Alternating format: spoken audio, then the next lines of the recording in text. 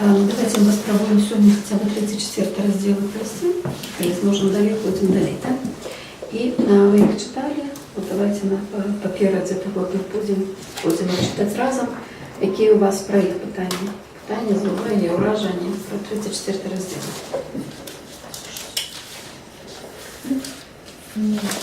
Питання в третьому розділі. Зараз 21 вірш. И услышавши, ближние его пошли взять его и поговорили, что он вышел из себя. То есть они говорили, там с ним не для где уже размова про то, что я неким злым духом обнаваний, а я ж зостався загадкою. Ну, зрозуміло. Ну, я сюди на місці сидить. Вся структура цих віршів. Ми до їх додадуть. Якщо вам не зрозуміло, чому так близькі про його казали, так це у близьких треба питатися. Чому вони так про його казали. Але функціонально у тексті воно вельми на своєму місці. И тут есть еще иерархия апостолов, ну, это такая, так само можно излагать всех вершов. И все, что достается в комментариях, например, мне достается незразумелым питанием Андрея. Ні, Андрей просто серед усіх остальних Я не зроблені такі на початку акцент, що ён у другой пары, у першай. Ён у першай пары, ёсць першая пара, другая пара, вот якія ствараюць эту першую чацвёрку. І вот ён тады з этой чацвёркі выбудоўвае 12-ку. Так, значит, вот з гэтай вот з устойлівай структуры такую вот поўню. 12-ка, это вельмі дойдзем яшчэ таксама да гэтага. Але вот гэтыя три персонажа были важными для яго. Вот гэты Сімон, якого назваў Пётр, Якуб і Ян. І Андрей распораз, як брат Петра, вылучаецца да кампаніі. А так ён ідзе, як бы вось пачынае сабою спіс усіх астатніх. Значит, гэта, з чым гэта звязана, гэта толькі здагадвацца можна. З тым, што вот ёсць сапраўды, што ці значнасцю, ці ролю, пра якую мы не ведаем, якая нас па-за тэкстам застаецца, ён менш істотны. Ён істотны, вот на пачатку істотны тым, што ён у пары, што ён вот адзін з блізнечнай пары. І все, тут складана нема. У нас ёсць некалькі разоў, калі толькі у нас Пётр, Якуб і Ян ідуць куды-небудзь. І адзін раз, калі Пётр, Якуб і Ян і Андрей. Самыя важныя моманты, гэта калі іх трое, і адзін раз, калі на гары, іх чацвёра.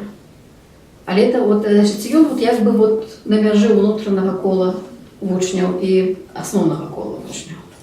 Можа патрапляць распораз туды, але калі гаворка ідзе пра трох, пра Петра, Якуба і Яна, і там мы чытаем, што ён взяў з сабой, альбо вот як калі там дзяўчынку ідзе адсаляць, нікому не дазволіў ісці апроч. Значит, што вот ён іх выбірае. Там, дзе на гары сядзяць, просто сядзяць ён і яны ў чатырох. Адзін Ісус і ў чатырох якраз дзве першыя пары. Значит, ну вот, адпаведна, вот там ён просто з імі як бы апынуўся. Так? Там нема такого, што ён взяў з сабою іх. Вот, а калі ён бярэ з сабою, яго тройка. Вот, яго ёсць тройка ўнутраная, і тады 12-ка. А тады яшчэ ёсць, вот як мы тут вот побачым, яшчэ ёсць такая рэч, як тыя, што былі з ім. Там ёсць зусім такі востры момант, вы маглі яго не заўважыць, он некалькі разоў, тут 2 разы сустракаецца тыя, што былі з ім. І вот гэтага ніхто больш не паўтарае за Маркам. Это маркавая фраза, тыя, што былі з ім. І вот глядзіце, там, вот, калі вы заўважылі, у 3-м раздзеле нагрувашчваецца натоўп. Вот у других просто много-много людей, и вот мы побачили, что там яны говорят, ходим, усе тебе шукают, чакают, а ён каже, ходимте отсюда. Это у другим разделе. А у 3-м от них не сходится, их робится больше и больше, больше. Это слово натоўп весь час узникает. И натоўп начинает тиснуть. И вот мы бачим, что натоўп тисне. Вот он у човен заходит с тым, как его не тиснули. З тым, как не дакранались. Вот уявите себе, просто спробуйте это визуализовать. Вот як ён себе адчувае в этом натоўпе. И вот это мы бачим, как это натоўп нагрувашчваецца. И в этом натоўпе распораз узнікаюць вот такие ворожыя да яго персонажи, якія там спрабуюць там его на чымсьці подловить, спрабуюць его вінаваціць.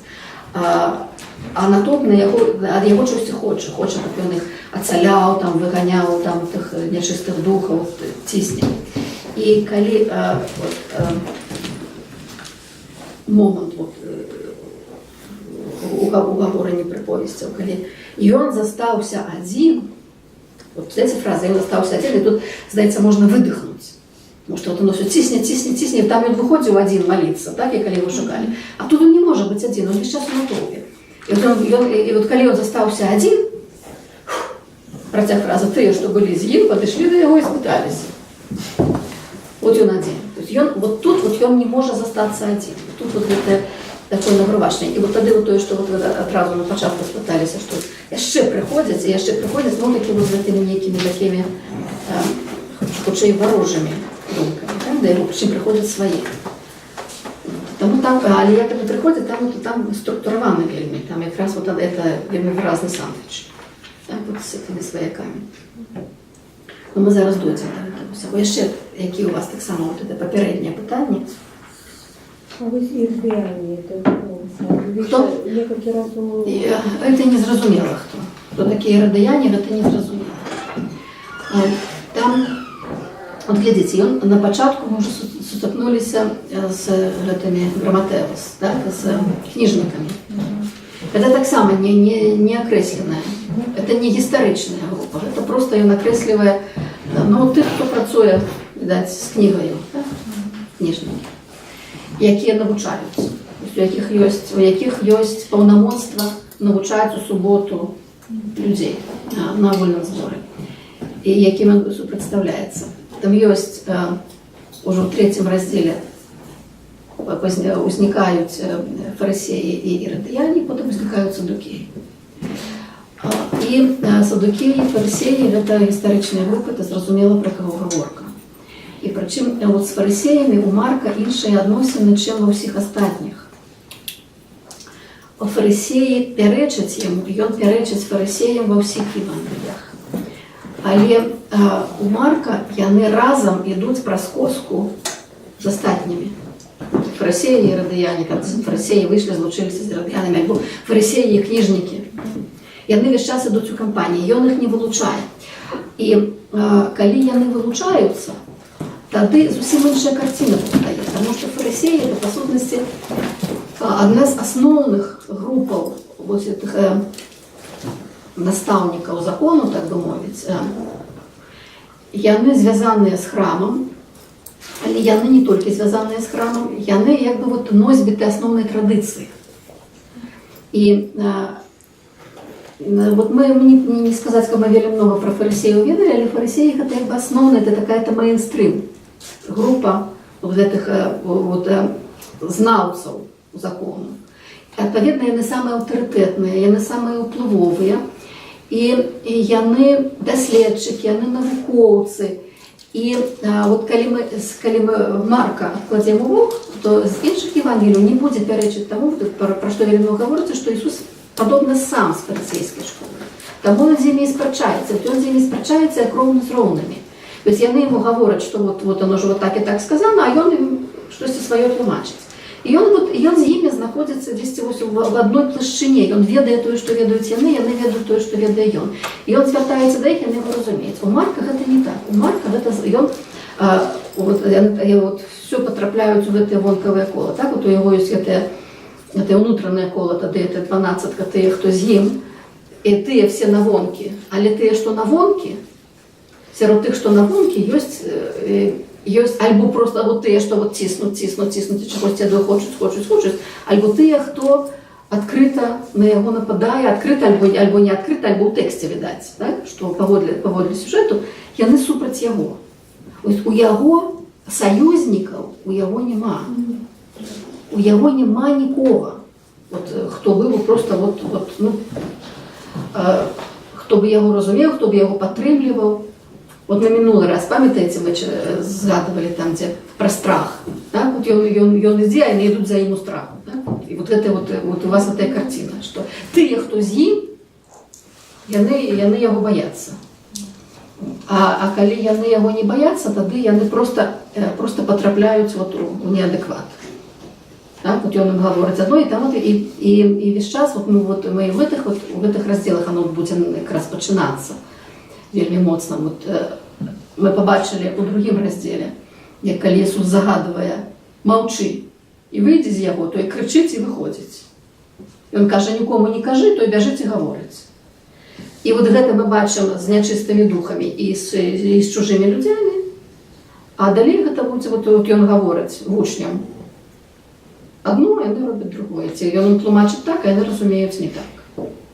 І вот тыя, што які як бы вот ім самім пакліканыя, ім самім абраныя, яны ніякім чынам не набліжаюцца да разумення яго. І вот таму вот якраз вот калі мы гаворым пра фарысею, то тут зразумела пра кого гаворка, пра садукею зразумела пра кого гаворка. Ірадыяне это не зразумела пра кого гаворка. Это Герод Антыпа, які кіраваў у тым часе.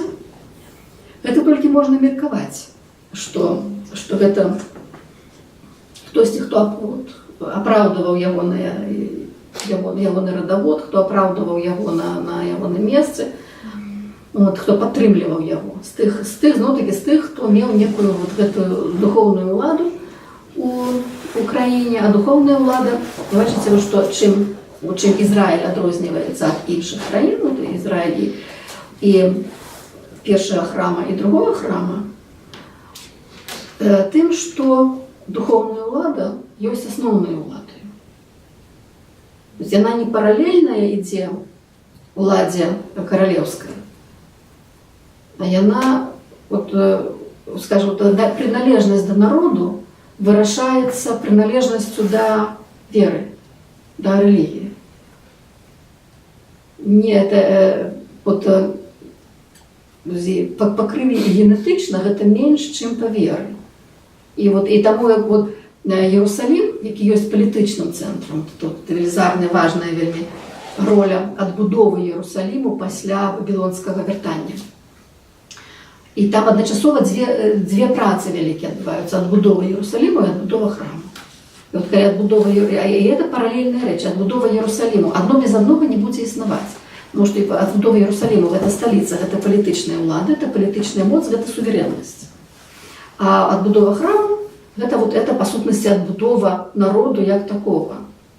Это адбудова адносінаў народу з Богом. А народ менавіта вылучаецца сярод усіх народаў, сябе вылучае сярод усіх народаў. Мы пра гэта казалі, пра Амім і Гоем. Так? Ам — это народ, это мы, а Гоем — это все астатнія народы. Вылучаецца тым, што ён мае вот гэтыя асаблівыя адносіны з Богом. І прычым на гэты момант, вот на момант вяртання з Вавілона, гэта ўжо вельмі цвёрдае разуменне, што гэта адзіны Бог, творца неба і зямлі, кароль каралёў, уладар усяго. Так, вот, гэта разуменне ўжо на гэты момант ёсць. І таму вот гэтая адбудова храму, гэта ёсць вот адбудова па сутнасці народу як такога. Так? Без гэтага народу няма. І, дарэчы, можете сабе ўявіць, таму што гэтая канцэпцыя, она застаецца, можете сабе ўявіць, як мусіў народ пераарыентавацца, вот, як перайсці вот такую просто катаклізмічную змену самаразумення пасля разбурэння другого храму, пасля 70-го года. То есть это полная перамена ўсяго, это полное перакульванне усіх асноваў свету. Потому что храм — это, по сутности, вот это самый центр, это то, что яднае народ, это то, что робіцца народом, это то, что лучыць іх усіх разом. Потому что это сэрца рэлігіі, это сэрца веры, это сэрца адносінаў з Богом, якія і фармуюць гэты народ. Зразумела гэта, так? Вот. І у нас, вот, я вам казала, что Марка, это храмовая тема, вот таким вот, так само, этим обертоном ідзе вельмі моцна, ідзе пастаянна. Его храм весь час фігурує, ніяким чином не названим. Вот. Ну, это то, что тычыцца наставников, бачыцца вот тут народовых. Вот яны у яго все по один бок. По один бок от их подзелу паміж ёсць с одного боку Иисуса, с другого боку все остальные. Паводле Марка немагчыма сказаць, что Иисус там с фарисейской школы, например. А фарысеі это менавіта тыя, якія вот пасля 70-го года, пасля разбурання храма, па сутнасці, вот, заснавалі тое, што цяпер ёсць юдаізм. То есть вот это вот юдаизм, які пачынаецца пасля 70-го года, это юдаизм фарысейскага кшталту. То есть это сапраўды былі самыя аўтарытэтныя, самыя ўплывовыя, самыя адукаваныя. Пры тым, што розных школаў было много. І розныя школы, яны так ці інакш праслізваюць Марка, але яму вялікай розніцы няма да іх, і вялікай клопату пра іх навучанне яму асабліва няма. Вот яны, калі там вот потым гутарка, вот, калі паўстае наўпроставая гутарка, то зноў мэта гэтай гутаркі, вот як мы мінулы раз сказалі, вот такая хутчэй гэтая, як у кінікаў, так, вот гэтай такое на пытанне адказаць пытаннем альбо адказаць чымсьці іншым, так, каб вот іх паставіць на месца, тых, хто гаворыць. То есть каб некую эту інтэлектуальную духовную іерархію выбудаваць. То гэта мэта. Яшчэ ёсць якія-небудзь такія? А можна ще? Калі ласка. Ось, наприклад, у другім розділі, коли він вказує Фарисеям, чому його учні не пустять. І він вказує, що це сьомий переклад. Ці можуть спасти сини хорову шлюбність, а не молоді. Ну, є там уже Мы гэта пропустили з вами зусім. Это можна туди вернуться, но я просто не хотела туди вертаться. Ёсць наогул вот гэта вот в гебрайскай Бібліі праходзіць вобраз Бога як жаніха. І праходзіць некалькі разоў. І наогул адносіны паміж народам і Богам вельмі часта формулююцца як адносіны паміж жонкай і мужам, калі я ў такім парадку сказала. Вот калі мы будзем там глядзець уже малых пророкаў, вот, Асея на гэтым увогуле збудаваны. Так?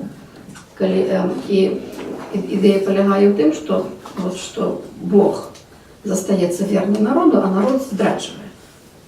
Народ весь час здрачвае. Народ там кудысьці адыходзіць у бок і блудзіць фактычна з іншымі, а блудзіць з кім? Адпаведна з іншымі багамі. Ну тут найперш это, конечно, з багаламі, так? З багаламі. І адносіны вернасці метафоризуюцца як адносіны шлюбнай вернасці. І Ізраіль, это вот у жаночым роце читаецца Ізраіль, яна, это вот такая, як это неверная жонка. І вот этот вобраз мужа, вобраз жаніха асацыюецца з боскасцю. Але у Марка гэта таксама обертон. Гэта не асноўная тэма. Асноўная тэма, вот, значит, ён нідзе не гаворыць пра, ён ніяк это на сябе не выводзіць. Он просто вот гаворыць это як некую метафору. І гэтую метафору вы прачытваеце так, як вы ее прачытваеце. Вот, при тым, што паглядзіце, вот, калі вот, у папярэднюю гутарку наконт фарысеяў, яны пытаюцца пра вучняў. Чаму вучні твае не посцяць? Яны ніколі не абвінавачваюць яго. З гэтага можна рабіць вот такое меркаванне, што ён выконвае все, што трэба выконваць. Ён нідзе сам, нідзе ніяк не парушае закон. Пры тым, што вот канкрэтна там, што вот пра тыя гаворкі, што яны там ішлі, зрывалі каласы, там нідзе такой забароны на стаячыя каласы, нідзе такога не было. То есть Марк гэты канфлікт робіць насамрэч глыбейшым, чым ён быў бы паміж тымі, хто добра ведае закон, хто добра ведае тэксты. Ён не паглыбляецца ў тэксты, але ён паглыбляе гэты канфлікт. Але акцэнт ідзе заўсёды, чаму вот вучні Яна былі вот такія добрыя, і там і вучні все фарысейскія добрыя, вот чаму твае вучні не такія? Але ніхто не кажа, чаму ты так робіш. Чаму вучні твае парушаюць суботу? Ён сам нідзе нічога не парушае. І гэта вельмі важна таксама разумець, таму што гэта адзін з маркавых такіх пасылаў важных, што Ісус праходзіць шлях, які мы з вами там уже згадывалі, Масея, Ілля, і Ісус Навін, розныя гэта самыя вялікія персонажы, там і Давід дзесьці праходзіць, гэта вялікія персонажы, і ён нідзе ніколі не схібівае з гэтага шляху, весь час ідзе гэтым шляхам. Але ён гэты шлях, штосьці ў гэтым шляху, штосьці на гэтым шляху ён адмяняе от, робіць яго неабавязковым для, от, ну, скажем так, для свайго часу, так? От, для сваіх людзей, для той рэчаіснасці, у якой яны знаходзяцца. І вот таму гэты канфлікт ідзе не з ім, а з вучнямі. То есть ён вучням сваім, вот пытанне, чаму дазваляеш сваім вучням тое, што нельга дазваляць. І ён тады іх апраўдвае. То есть ён гаворыць тое, што ён гаворыць в абарону сваіх вучняў. Ён гаворыць як некую такую вось пэўную праўду, што ну вот так ёсць, што навошта ж вы кажаце так, вот калі яно так. Вот, і там вот вельмі прыгожа это завяршае все ці пра не субота, не чалавек для суботы, а субота для чалавека, так? І ён мяняе фокусы. Вот ён і сам прычым, што вот, сабе ён не дазваляе нідзе нічога падыходзіць ад закону. То есть ён можа мяняць сітуацыю з нетраў самой сітуацыі. Ён не прыходзіць яе вот так вось просто вот казаць, што там это лухта, і мы не будзем так рабіць. Мы робім все так, як мы робім все так, як сказано, мы робім все так, як трэба рабіць. І робячы гэта, мы бачым, што ў гэтым не патрэбна. Это вельмі вялікая місія ў яго. Вот менавіта знутры там пашыраць рамкі гэтага разумення закону, так ці мяняць штосьці ў разуменні гэтага закону. Ён яго нідзе не ламае, ён весь час там якраз у синоптыка, у Мацвея, Лукі гэта больш выразна, чым у Марка, але у Марка гэта таксама ёсць, што вот законы пророкі гэта аўтарытэт, гэта як бы галоўнае, што мы маем, так? Это галоўнае, на што мы опіраемся.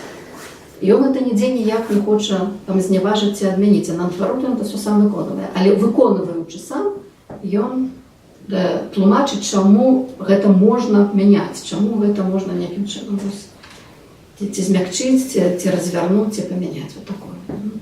Калі ласка. Ну, з гэтага тэксту выглядае, што ён стварае новую традыцыю, новый закон. Ён стварае... То есть они пасцяць, як хрысціяне сёння, пасцяцца ў тыя дні, калі жаніха... Великий пост наш вот адрозніваецца ад гаврыльскага на вот эти вот тыдні, якія... Ну, гэта ўжо як вы праінтэрпрэтуеце. Ён гэтага не мае на ўвазе. Ну, так зрабілася наша царкві ў касцёле. Ён гэтага не мае на ўвазе. Ён мае на ўвазе, што сапраўды ёсць рэчы большыя і важнейшыя за нейкія вот гэтыя абмежаванні, за міцвот, так, за прыказанні, якіх потым у выніку было ўжо налічана 613, так? То есть ёсць, добра, вы можете іх захоўваць. Іх трэба захоўваць, таму што яны карысныя, яны разумныя, яны прадуманыя, яны там штосьці несуць. Але ёсць моманты, калі яны адмяняюцца праз тое, што ёсць штосьці большае, калі яны проста і большае настолькі большае, што вось гэта все просто робіцца неважным. Вот як з той самай метаноіяй, так? То есть вы застаецеся тым, кім вы былі, але вы робіцеся абсалютна іншым чалавекам. Застаючыся вот у сваім целе, у сваёй свядомасці, у сваім жыцці, калі адбываецца метаноія, вы просто назад уже дарогі няма, уже просто зусім іншы чалавек. Вот калі вы туды ўваходзіце ў гэту іншую свядомасць, то там это все працуе па-іншаму. І вот там гэтыя самыя розныя, вельмі карысныя прыказанні запісаныя, пазначаныя, якія захоўваюцца людзямі, якія вельмі важныя для людзей, яны перастаюць быць важнымі. Тому што вы бачыце, адкуль яны бяруцца, які ў іх сэнсы. Вы просто забароны патрэбныя тады, калі чалавек не ведае, куды ён ідзе, што ён робіць. Так? Забароны, дарослы ставяць забароны дзецям. А калі дарослы сам дарослы, ён гэтыя забароны, калі ён разумее, адкуль забарона взялася, што з ёй рабіць, ён ту забарону здымае, выходзіць, альбо зусім па-іншаму да яе ставіцца. Потому што ён сам яе ставіць, эту забарону. Я не веду, зразумела, пра што я кажу, так? Яшчэ што-небудзь ёсць? Можете в этом моменте, там, где он кажет, что одымется, надыдзіць час и одымется жаних, можно это решить уже, с першим родством. Так, конечно. Это не, першым, там, можа, нават і не першым. Першыя там все намёкі ідуць яшчэ ў Янавай гісторыі. Так, вот, у выдадзеным Яне. Але, сказанное уже своему оточению. Да. Можа быць, таму што сапраўды атымецца гэта ў пасіве ужытае, не сам не сыдзе ад вас, а вось ён вам дадзена, вось ён ад вас адняты. Так. Ёсць гэта прыроцтва. Ну, бачыце, трэба было, відаць, ісці ў другі раздзел, но я так думаю, што пойдзем у трэці. Я хочу, каб прынамсі па ключовых эпізодах мы прайшліся, так? І па нейкіх важных рэчах. Бо мы памятаем, што першы ягоны ўваход у сінагогу быў, ён сутыкаецца з апанаваным нячыстым духом чалавекам. Другі ўваход у сінагогу быў зусім іншы. Так, то якраз на пачатку трэцяга раздзела. Давайте нагадаемся. Памятаеце тут? Чалавек з высохлай рукою. Вот адкуль бярэцца чалавек з высохлай рукою? З чаго ён раптам? Так, вот куды Марк вядзе. І вот выбудоўваецца гэта зноў-такі на гісторыі з гебрайскай Бібліі. Давайте мы это просто зараз прочитаем с Первое Королевство 13:1-7, там и далее нават. Памятаете алгоритм, як вам шукаць, калі у вас іншая рэч. 1:7, да, там яшчэ можна і плюс.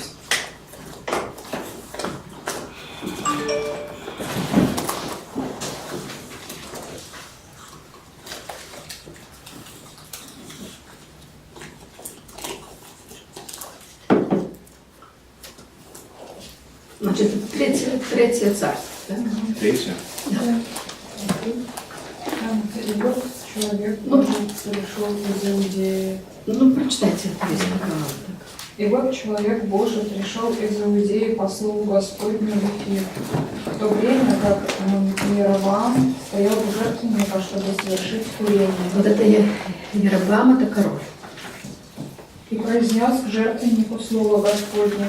И сказал: жертвенник, жертвенник, так говорит Господь, вот родится сын дому Давидову, и имя ему Иосия, и принесет тебе в жертву священников высот, совершающих на тебе курение, и человеческие кости сожжет на тебе. И дал в тот день знамение, сказав: вот знамение того, что это изрек Господь. Вот этот жертвенник распадется, и пепел, который на нем, рассыплется.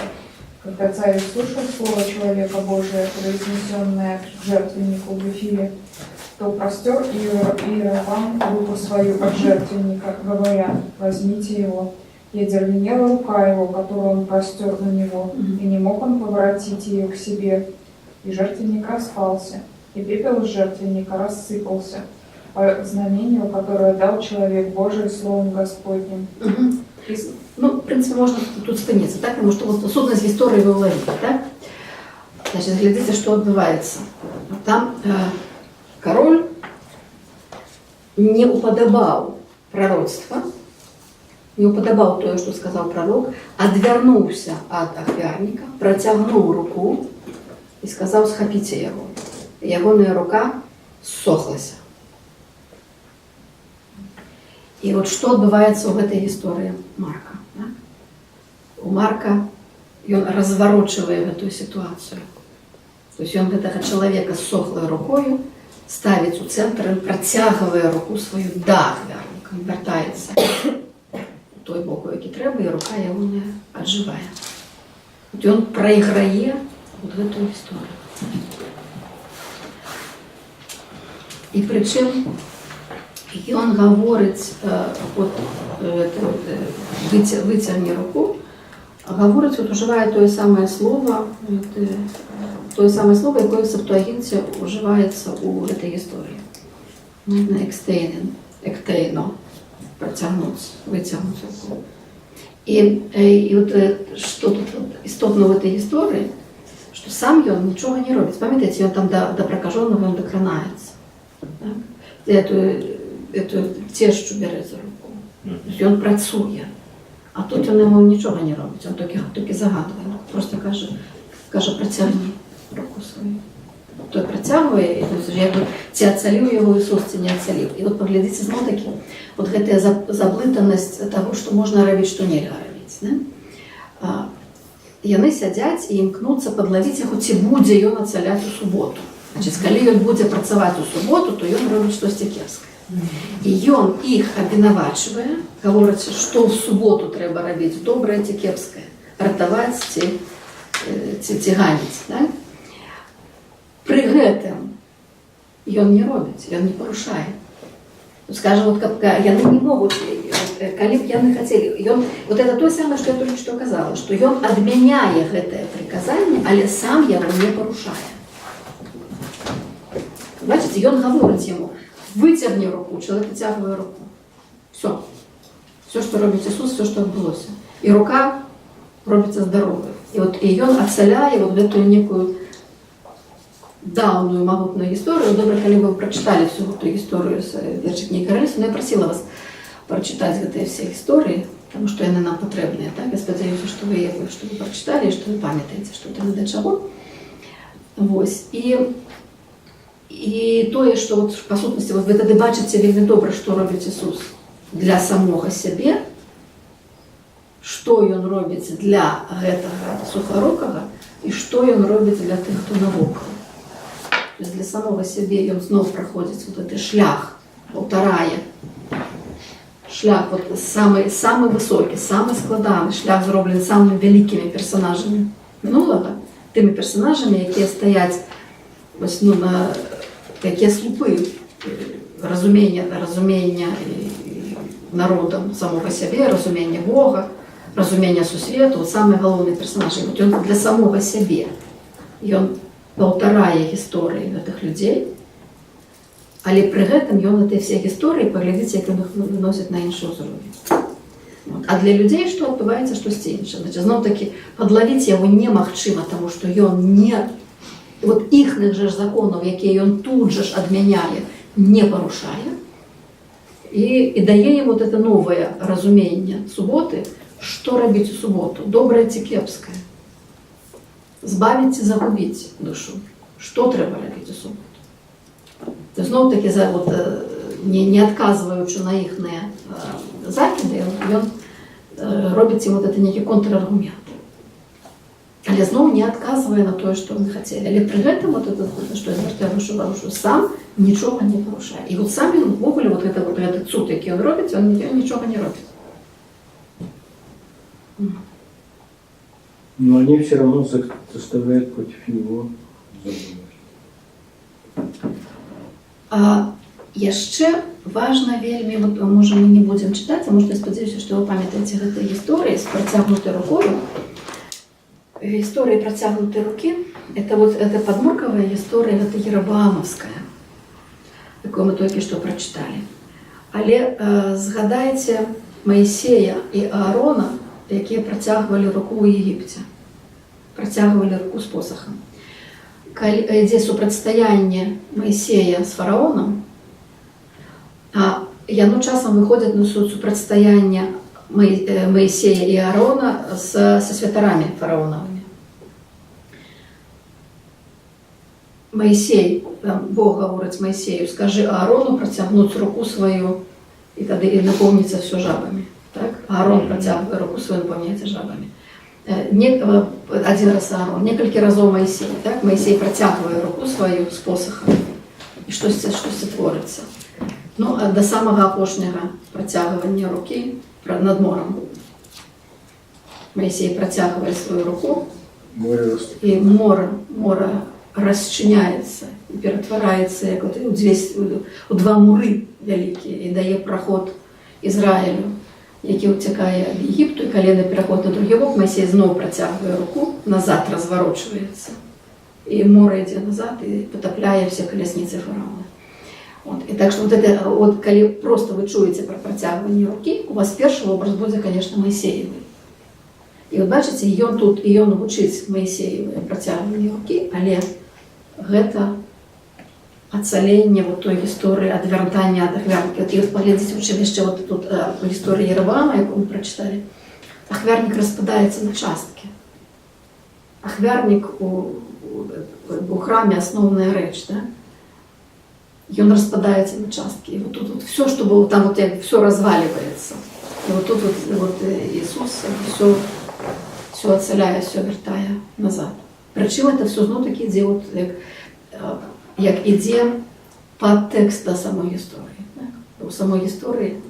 У самої історії ён поширає межі розуміння закону. І все. І от ця велізарна ідея, от сама містерія, яку він робить, вона знову застається у Евертона. У тексті, як це звичайно немає. І от, кажу, що фарисеї з іродіянами змовилися супроти його. Ви поглядите контраст. 6-7 вірші, так? Я не змовилися супроти його, але він пішов до моря. Ну, куди? Далеко ж не утечеш. Це знову таки вот це але ставить, визначає генеральні позиції, хто де є. Пам'ятаєте, про море ми казали? Минулий раз я ж у храмовій сакральній геометрії море – це внутрішня сакральна частка. І от яни щось супроти його змовляють, я не тут, хто змовляє, а ён там на морі. Тобто, знову таки, коли ви будуєте це у межах храму, у межах храмової, самої храмової простори, яни на вонки, ён внутрі. Яни, що змовляються на вонки, ён внутрі. Ён там, де треба бути. І от яно учиться. От, так само за Марком, звісно, ніхто не повторяє. Тому що тут яно учить досить дивно, правда? Яни супроти його змовилися, але він пішов до моря. Тобто, якби, один зеленый, другий в Африку вчиться, так?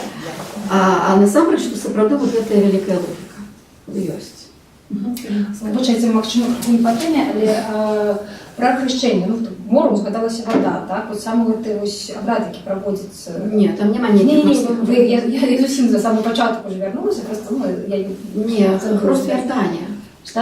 Море с хрустом никак абсолютно не связано. Не абсолютно никак. Не плытайте.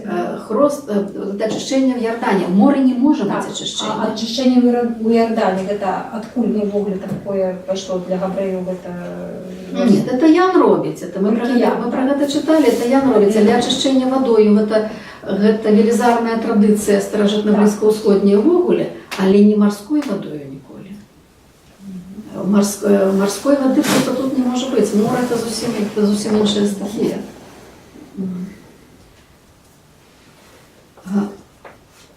Вот далее, глядите, знову, вот ён іде у човен, там потім у нас буде знову паралельна історія з човна.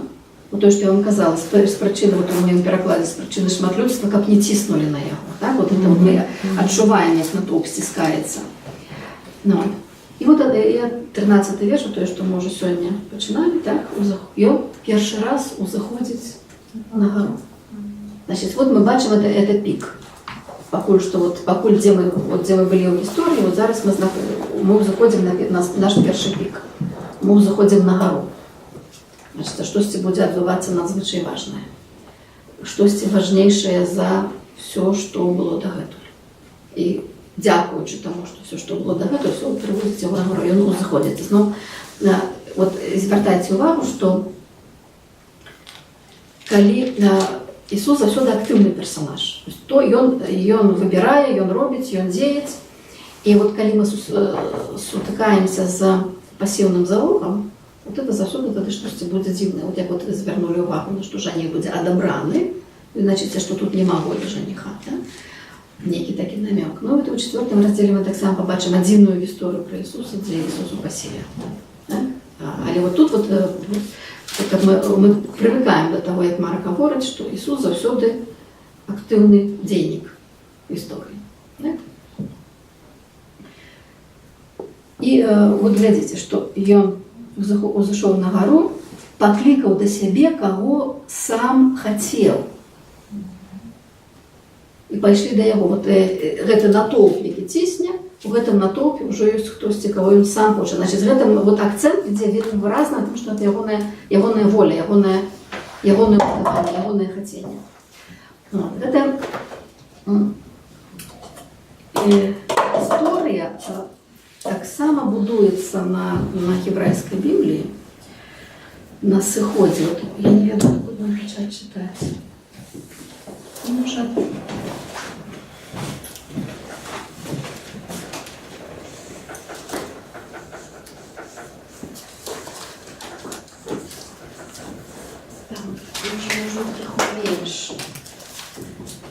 наадварот крыху раней. Глядзіце гісторыю секунду. Яна пачынаецца раней, чым 13 верш. Там яна, чаму важна раней, потому што калі все ад пачатку чытаць, это можа будзе многовато. Там гісторыя у тым, што Майсей там працуе з народам, судзіць народ, і да Майсея прыходзіць ягоны цесць. Вот навошта нам зараз это вельмі важна засвоіць. Прычым не проста прыходзіць цесць, а прыходзіць з жонкамі Майсеевымі. То есть прыходзіць ягоная сям'я, па сутнасці, так? Ягоныя сваякі. І от мы зараз будзем адразу пасля гэтай гары, мы будзем мець сваяцкія гісторыі ў Марка. Тоже ж, так? Значит, ён пачынае выбудоўваць, але вот гэтая гісторыя, паведна, яна ідзе ў падмурку некалькіх гісторыяў, некалькіх эпізодаў адзін за адным, якія ідуць у Евангеліі Марка. Тут что тут нам может быть важно? Будет полная параллель, но это уже будет вот с наступной историей. Ну, давайте мы просто не будем пропускать, давайте мы наступную историю после 12, мы зараз до их вернемся. Одразу, где одразу после выбору 12, почувши близкие ягоные, пришли, так? И потом после начинки другая полова сандвича далее уже 31 верш, так, 31-32. Пришли маці браты ягоные, стоячи звонку, послали покликать его, коли его сидел люд, так, вот тут вот ситуация с тестем Моисея такая самая.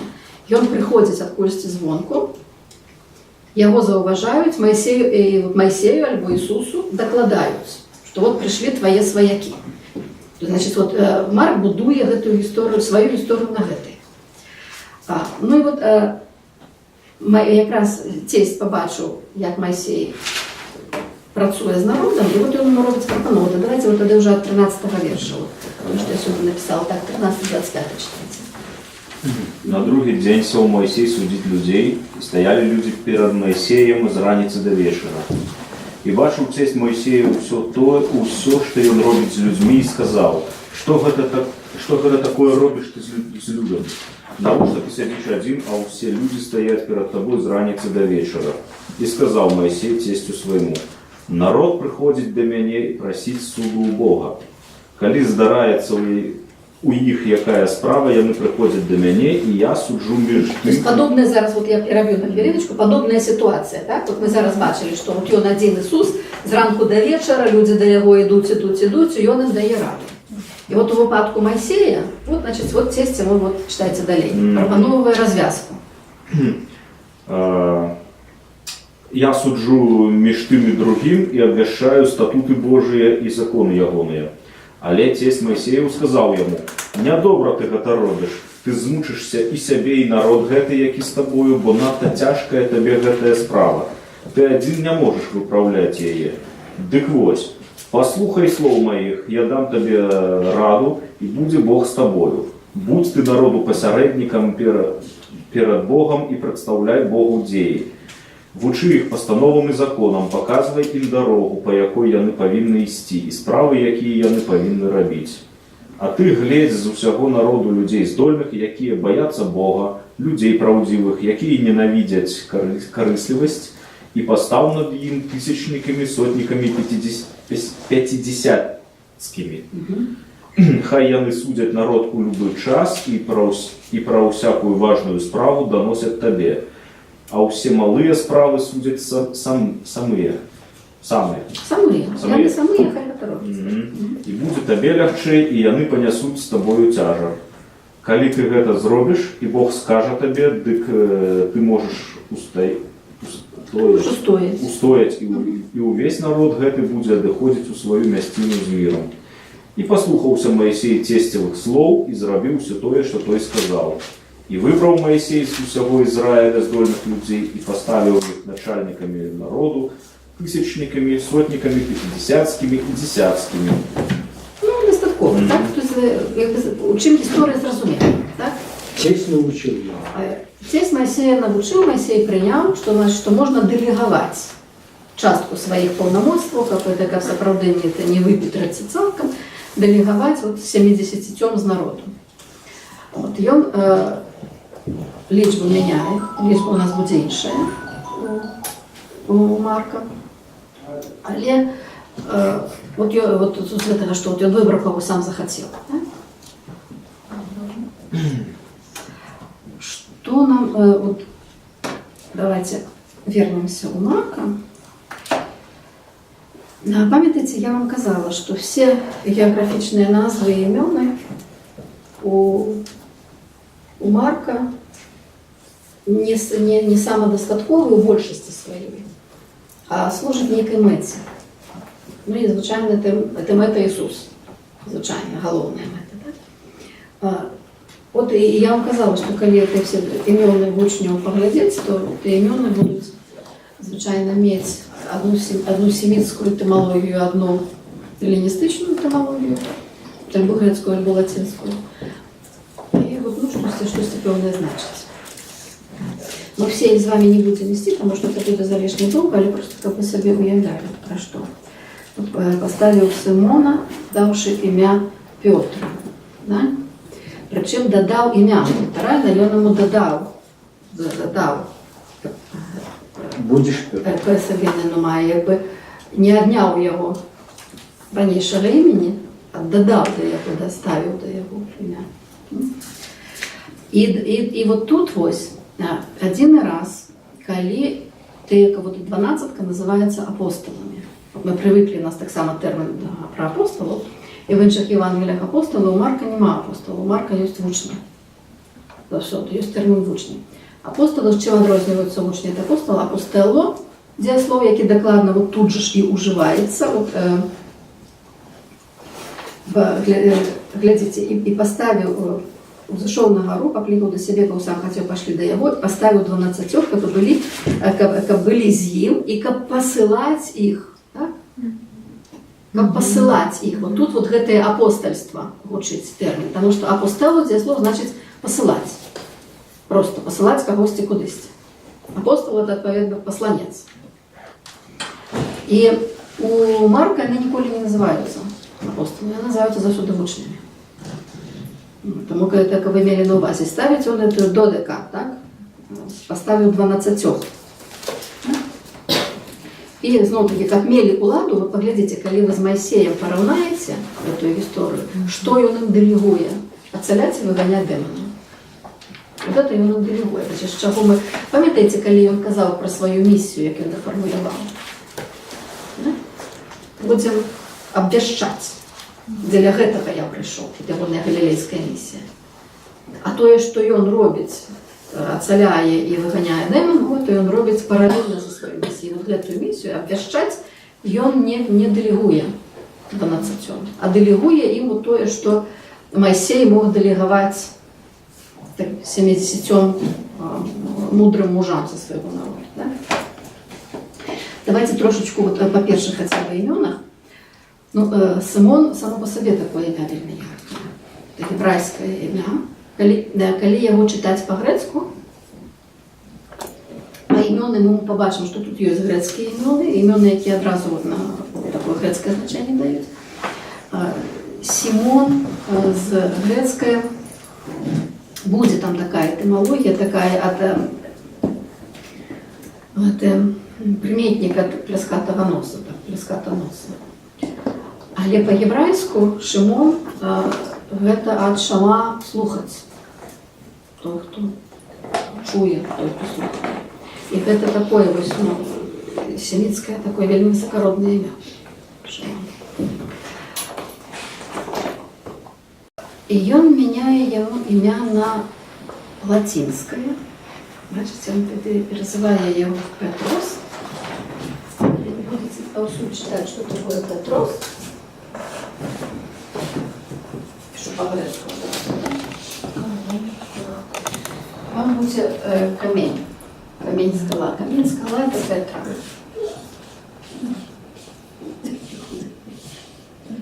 Петра – это гэта скала, камень, это вот як звычайна інтэрпрэтуюць імя Петра. Петрос гэта не камень. Петрос это не камень, это каменьчик. Это вот каменчик такие галька, так вот якраз той, что ногой там подкидается, да? Это особенный каменчик. Это не скала такая серьезная, это той каменчик, який може там ось у обуток запасти і мулець. Це той каменчик, який буде там під ногу кидатися. І алюзія на це ім'я буде у першій приповісті. Про кам'янисту глебу, так? Там кам'яниста глеба, всякі Петроси там. Много різних. Значить, таким чином ви мусите це бачити, що ім'я, яке він додає до Петра, не супергоноровое. Уменьшительно ласкательно. Маленький камушек. Ну да. Вот коли каменчик, это, видите, это такая речь. Яшчэ, конечно же, самое дивное, это наступная компания. Это Якуба Забедеевого и Яна, брата Якубового, дає їм Буанеркіс, і тут же ж говорить, це значить сини Громові. Буанеркіс навряд чи значить сини Громові. Но це вельми маркий, конечно, прийом, тому що сказавши, от як пам'ятаєте, як одразу на початку, як написано пророка Ісаї, і одразу стільки підняв от гэтым неправильним написанням, одразу заместо писать трактат, и он зробив одну неправильность, и уже весь этот трактат там есть. То есть одразу шмат пластов поднял. Вот с этими буанеркисами там что-то не такое по глубине, видать, важное, але прием, в принципе, той самый. И он тлумачит, значит, он говорит буанеркис, значит, як бы это там было семитское некое имя, и перекладая его по-грецку сыны Громовы. Для грекомовного читача, для якого не важно, що таке, що таке буанеркис у семитських мовах. Сини Громові – це саме по собі вже щось говорить. Що це буде казати? От, коли ви не ведаєте слово буанеркис, вам абсолютно чужое, а сини Громові ви розумієте, що це, як воно проучиться.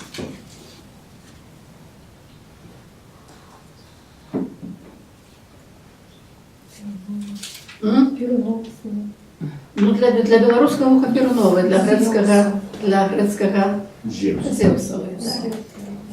Для грецкого что? Свидетельств. Не, что вы там еще пропоновали? Так, это сыны Громовые, так, это сыны, это такая, великий. И вот як докладно, вот як із Симоном, з Петром, от есть это Шимон, прихожее урочисте ім'я, є грецька магчимая асоціація, яка зовсім не велична. І камінь, який так само, камінчиком, так, тут назовем, так і тут з цими синами. Тобто тут щось, от сини Громових учить, можна там думати, так, що це за метафора, чому він їх так називає. Але коли ви починаєте з буанеркісом працювати, то тоді там все приходить у тупик.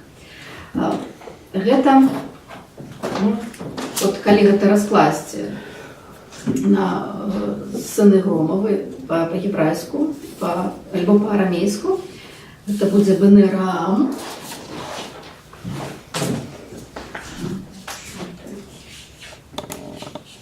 Бене, сыны, это бар по-арамейську, або Бен по-єврайську син, так? Одно, так, оно буде Бене Рам.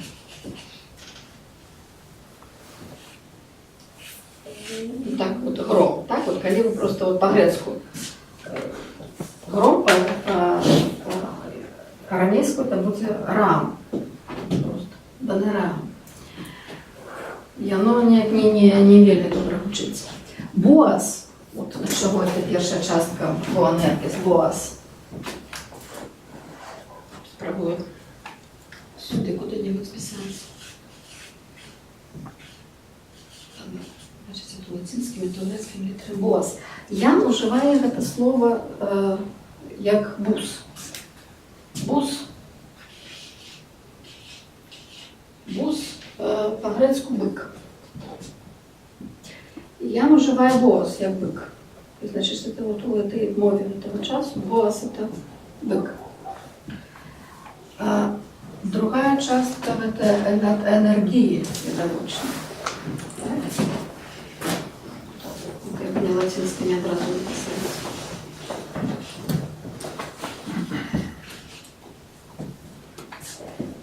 Причем это еще таки это, яно может быть, когда это не бо альбо боао, дієслов грецький, это крик.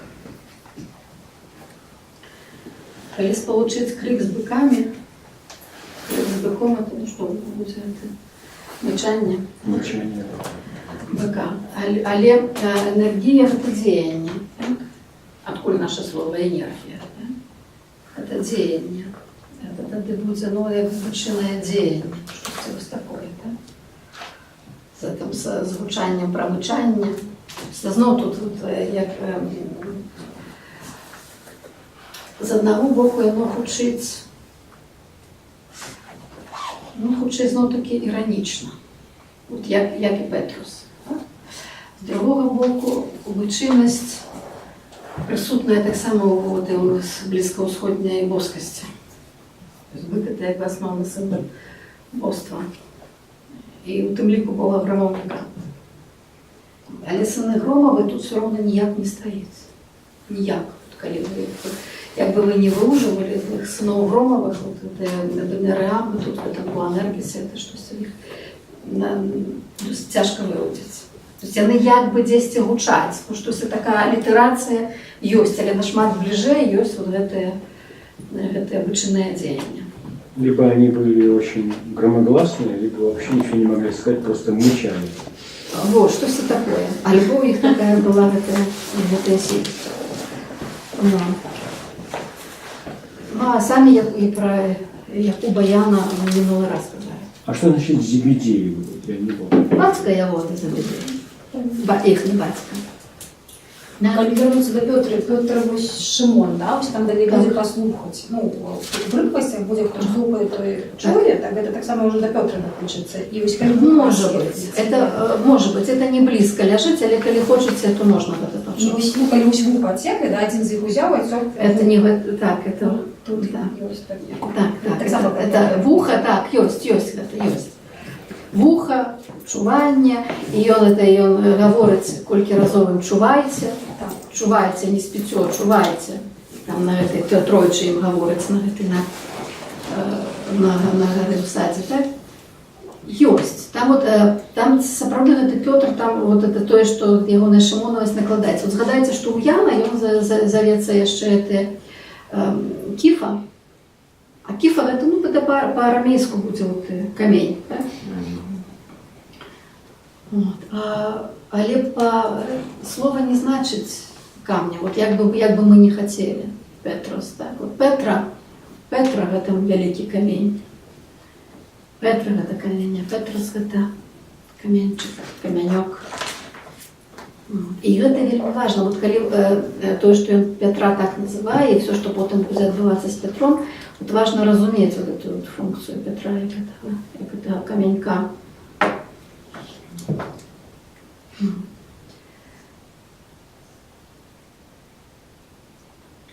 А камінь, які краєугольний, це, ну, там інше ці слова, так? Да, інше слово. І ще ведаєте, що з этим... Ну ладно, з громом, ладно, це можна пропустити, тому що тут громове, тут я себе так само повиписувала, тут гром вчить у інших українських текстах. Вчить вельми моцно і пригожа. Но мы это, видать, пропустим. Ну, мы не будем там особливо іншими. Ну, Андрей, вы бачите, одразу это грецкое имя. Потому что Андрей Андрос это мужчина. Вот такой. Муж, да? Значит, это будет вот коли имя такое будет. Это будет имя, что звучать про мужность, але магчымы семіцкі корень. Надар. Там, где будет называться. И он уже будет совсем меньше. И он хотел вот этим со значением оттенать, отрезать, откидать. Навіть назовник, який його утворається, це молотилка, яка де зерня молотяться. Вона де слово утворається. Так само гучить щось зв'язане з єном. Ми особливо про Тамаша ми казали, так? Що Тамаш это Теома арамейская близнюк, що це в ogóle не ім'я зовсім. І ми казали про це, про Тамаша, який там є і по-арамейську, і по-грецьку зветься, і навіть Якуб Тамаш, так, Якуб близнюк. Філіппос, так, це грецьке ім'я Аматор Поні, якого так само от уже в Етельнике, Кувертони будуть інші. Що нам мы можем что видеть, что в разных манускриптах имена не совпадают. Есть, там выходит на 13 и больше имен всего разом, колено переличаются. Значит, это вот то, что мы тут маем, это такая уже, ну, такие выборка. И там, где, вот, не веду, там 9-10 номер, вот поглядите, в 18 верше передопошні Тадею, нету Тадей, так? Вот. И он там будет и Либеем, и Дадеусом, и Либеусом у разных манускриптах. Вот на это имя оно такое самое нетривалое из усіх. Ну, вот Симон Канонит, які тут написаны, Канонит, это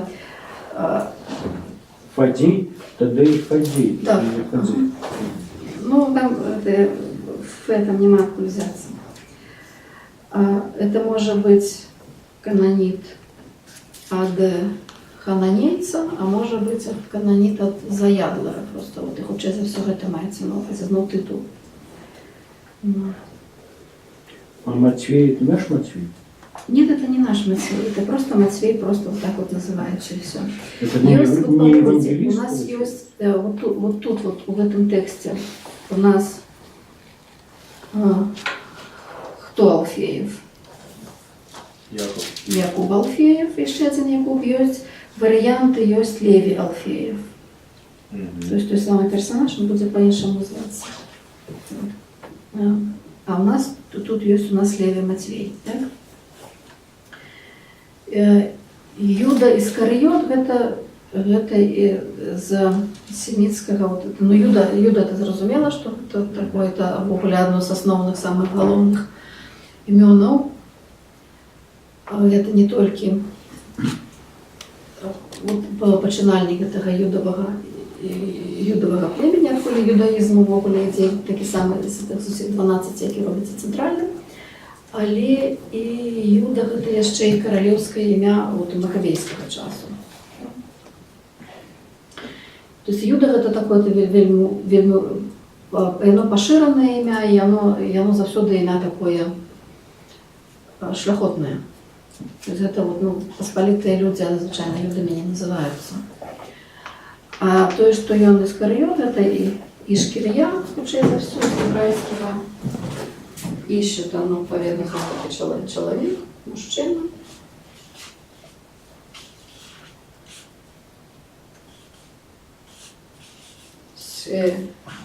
И это местность. Ми можемо прочитати у Люда ось ті відносини, які ми казали, коли проводили приклад шлюбних, ось цю зраду народу. Вот он, что народ зрадив Бога, это уже занадто такая. Ні, тут не зрозуміло зовсім, не то, що не зрозуміло, тут не то, що не зрозуміло, неоднозначно, що він говорить, бо тут ваші переклади будуть, я не веду, що він буде сказати. І він Юда Іскаріотський, но Іскаріотський це дві слова, тому що Іскаріот немає такої місцевості, Каріот місцевість, Карія місцевість, тобто Юда з Кірйоту, скажімо так, який і видав його. І воно тут, поглядіть, як абсолютно анахронічно сидить. Тому що от ми тільки починаємо ту галілейську історію, який і видав його, що значить видав. І коли у вас в перекладах буде там что-нибудь, что? Продал, здрадил, вот это все не марковые совсем речи, марковое слово это миновито парадидуми, это выдать. Это, ён его уживає некілька разів, кожен раз, коли він уживає це слово видать, воно буде зв'язано там. Перший раз і видать у нас було з Яном Хрестителем. От коли його видали, так? Коли його видали. І він каже, що син чоловічий буде видатий, так? І він кілька разів вживає термін видать, але ввогуле само слово парадидуми – це миновито видать. Це може бути, видаєте, от як вот на руки выдать вам что-то, так?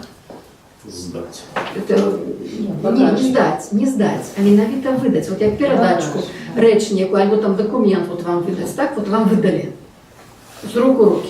Он его поцеловал, тогда его узнали. Вот То есть такое. это именно выдал ему. Метку поставил, но никак не сдал. Слово парадидуми это немає в собі. Воно має на увазі миновито передати. Вот оно было у меня, и я его вот вам выдала, и оно теперь у вас. То есть не предал? Нет, здрады в этом слове нема. Ага. Поцелуй ему, пожалуйста. Я все это знаю. Нема. І це так само вот, гэта істотна реч. Давайте ми тих більших пропустимо, давайте от одразу протягується якби гэта протяг історії Моїсеєвої, як вона переходить, це естественно, тільки що вона в розворотному порядку йде. Приходить у дом, знову, поглядите, як збирається люд, вот така вот деталь, що не могли хліба поїсти. Це, коли ми на самому початку з вами казали про речі, які Махчима, які кажуть, що Марк Махчима був свідком подію, або записувався свідком. Що от такі от некі деталі, які якби не обов'язкові для оповіді. Те, що коли дверей місця не було, так, ось таке, що набито велимоцно. Вот тут, что не могли хлеба поесть. Хлеб поесть у нас потом возникне у двух кормлениях. Только он будет отворотный. Тут ему не дают. Люди не дают ему махчимости хлеба поесть. А у тих істориях він їх виворочує знову наліво, і вони його не просять, але він ведає сам, що їм це треба, і він їм дає цей хліб. Ну, там ми з тими історіями будемо особливо, тому що він так само вельми шматозромними. І от те, що ви питалися, так, прийшовши, почули близькі його, і пішли забрати його, бо казали, що він не в собі. Що значить він не в собі? Що він опанований, так? Що він опанований. То, що він опанований, ми вже про це ми вже говорили. Тут у перекладі «ошалел». Ну, це переклад такий. Це Что переклад. значит опанован? Це значить, що Одержимый. Одержим. что им дух. И вот тут у нас вот такой просто чудовный сандвич. Так? Значит, вот поглядите. 21 верш протягивается потом 31. Так? 21 сам по себе. Пришли близкие. І що я не хочу. Знову вот, то, про що я казала, що от Ісус не уживається у пасивному ладі. Так? Ён активний денник, а вони прийшли його забрати. І тут ближнє мається на увазі менавіта сваяки. Сім'я некая, так. Це некая сім'я. Ну, кажуть, маті. А далі, глядите, 31 вірш одразу. Прийшли маті і брати Ягония, і стоячи звонку, про стоячи звонку у нас вельми хутка буде. Вельми хутка у нас буде про звонку внутрі. Так? Стоячи звонку, послали до його покликати його. Ну і от там эта історія.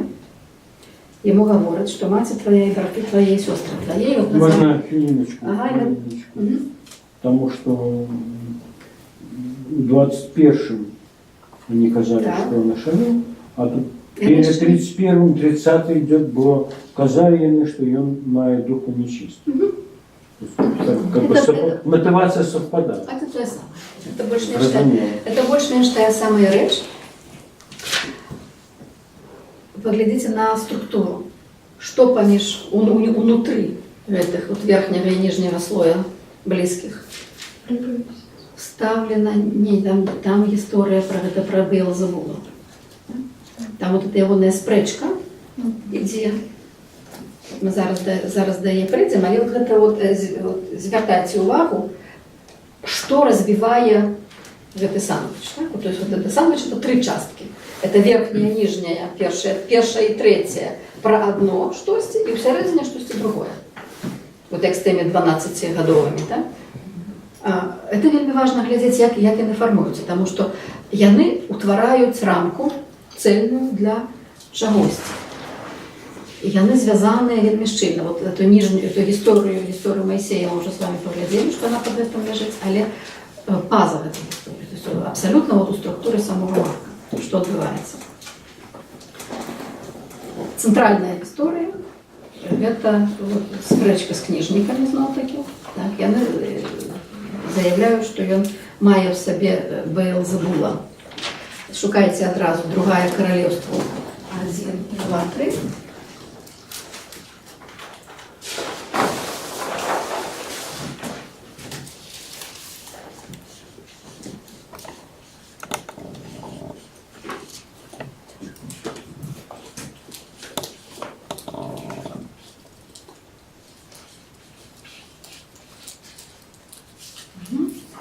Что значит читайте? Хозия упал прескрат со светелки своей, что в Самары, и занемог. И послал послов и сказал им: «Идите, спитайтеся у Бельзебула, божища Акаронского, ці выздоровею я от этой хворобы». Куды анёл Господний сказал Илью Фисфитянину: «Устань, иди насустреч посланным от цара Самарийского и скажи им: хіба нема Бога у Израиле, что вы идете пытаться у Бельзебула, божища Акаронского». Вот это один раз, калі это Беелзебул в ogóle згадывается.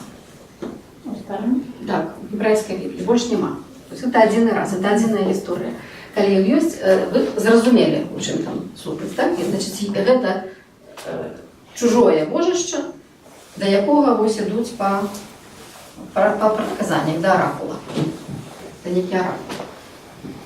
Ну і пярэчанне Іллі, што зноў-такі не трэба ісці да іншых богоў.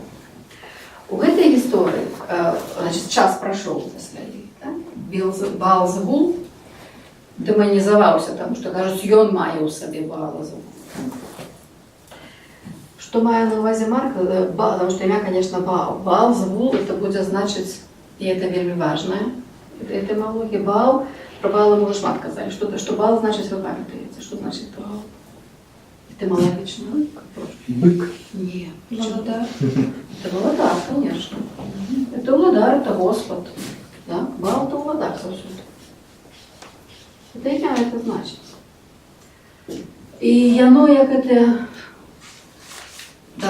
до Вавилона, ми сустракаємо персонажів, у яких частка імені Баал. Баал такі, Баал сякі.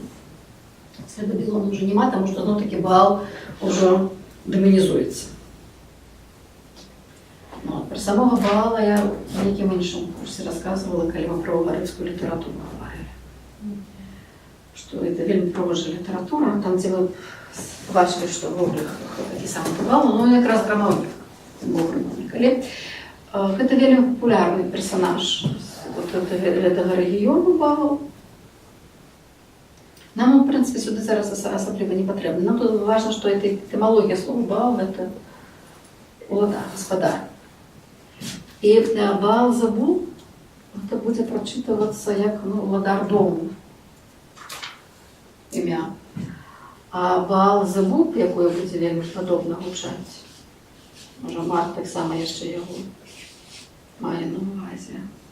Это будзе уладар мух. І на гэта таксама звярталі ўвагу, што гэта вот як... І гэта вот таксама, вот это Беелзебул, это як оракул, як калі святары па жужжанні голас духаў, голас там тых вышэйшы які голас спрабуюць пачуць. І што звестак у нас дакладна няма, як гэты оракулы адбываліся, што адбывалася. Адзінае, што у гэтым тэксце паводле Марка это штосьці, такі штосьці дэманічнае. Ісус не згадує, про його думали, що він Баал-Зебул у собі має. А він кого вложиває на поверхню? А він шатана, так. А він шатана. Ніхто нічого про шатана не казав. От він знову міняє, абсолютно міняє фокус. Тобто йому говорка йде про одну, а він говорить про другое, то, що відміняє те перше. Не відказуючи, ніколи докладно не відказуючи, а завжди поворочуючи в інший бок. І він, у його історії повстає шатан. І от шатан тут повстає вельми концептуально.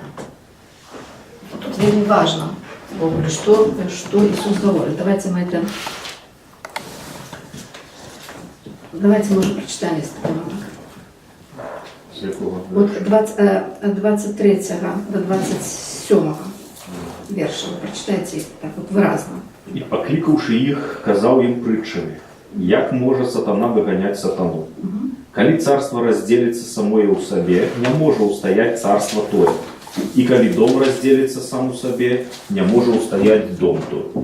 И коли сатана повстав на самого себе и разделился, не може устоять, и настав конец ягоны.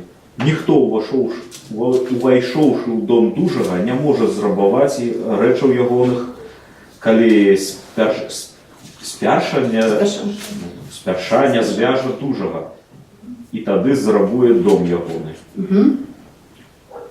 Далей? Ні, хлопець. Що він умовно розказував? От, глядите, що заподозрили, що у них некий не просто там нечисто дух, а некий великий вельмети Баал-Зебул. А він говорить неку іншу історію. На чим він будує свою ту іншу історію, ми так само давайте його зараз справдимо. Це от є у нас Ісая 49:24. Можно питание? Конечно. Я зачем знаю, як ви пишете, літери. Вот, да, то есть... Да. Ну тут то же самое. Это Б. Это Б. Ну, Тут все Б. Тут все Б. тут все. Тут все Б. Я прочитала. Ісая 49:24, і ще можна так сказати, Самуїл 2:25. Я пишу.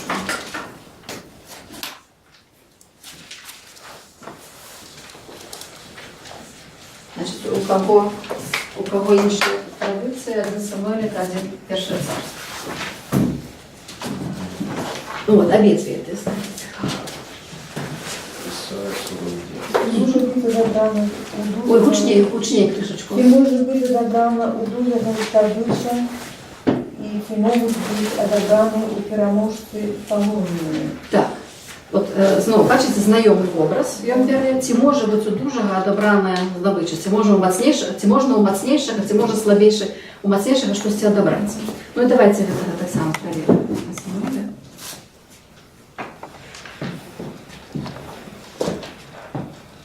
Коли сгрешит человек супротив человека, судьей ему может быть Бог. Але коли супротив Господа сгрешит человек, то кто заступится за его? Але они не слухали голосу батьки своего, то Господь вирішив отдать их на смерть. До 25 читать не засунули. Ну, добре. Добре. Ходіть так. Зараз.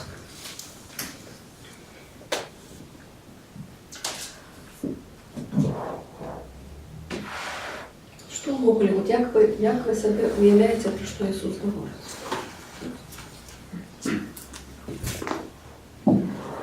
Про що він, от яку от картину світу з цього вибудується? Тобто, глядите, коли у нас є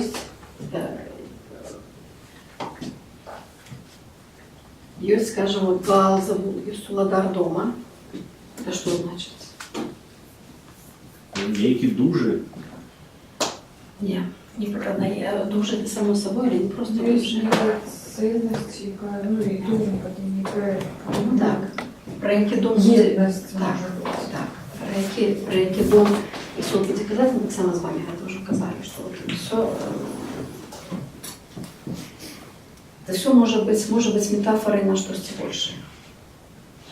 Уладар господар дома – это уладар всего. Можете это там на свет поширить. Кто его может что одобрать? Ён моцны, его нічого не адвярнеш. Апроч як? Ідэя каже, калі прыходзіць хтосьці мацнейшы. І што той мацнейшы робіць? Што ён хоча з ім зрабіць. Глядзіце, ён не хоча там выгнаць яго і самому там, як ліска з норкі, так? І самому сесці. Ён яго рабуе. Ён адбірае все, што ў яго ёсць. Той мацнейшы, які прыходзіць у дом моцнага. Вот про что, вот видите, там про что питание, про что говорит Иисус. Но абсолютно іншую историю рассказывает. Я ничего не понимаю. Давайте попробуем разобраться. Значит, там, по сути, две истории. Ці може само в себе щось розділити, розділившися устояться. Ну, это понятно. Разумел. Это то самое. Это протяг от одного другого. Значить, питання, яке не потребує відказу. Правда? Вот это, все питання, бо Ісус ж питаннями говорить. Такі, як кініки, так? Така метода. Що я маю на увазі? Кому чекаю відказу на це питання? Чи може там його владарство, розділившися в собі, устояти? Зрозуміло, що всі скажуть, коли на то будуть відказувати, ні, тут нема двох відказів. Можно это все питания перевести у непытальные сказы. Значит, то, что само в себе разделится, устоять не может. Значит, оно может быть чимось цельным. Но может он про это говорить? Что с чем разделилось? А на початку ні? Ну, коли на початку. Где на початку? На самому початку. На початку, береши двора. Так, а что там разделилось? Разделить, небо и земля. Не, там створальное. Там створальное поделение неба и земли, где только створивший свет. Тут говорка идет про владарство. Оно разделилось, поделенное владарство мы, в принципе, маем в израильской истории, да? Його обвинувачують у тим, що природа тих демонів і ягоная природа – це одна природа. Коли він виганяє демонів, а йому кажуть, що він це робить демонічною силою. Так. Тобто, відбувається що? Що умовно кажучи, царство демонів розділилося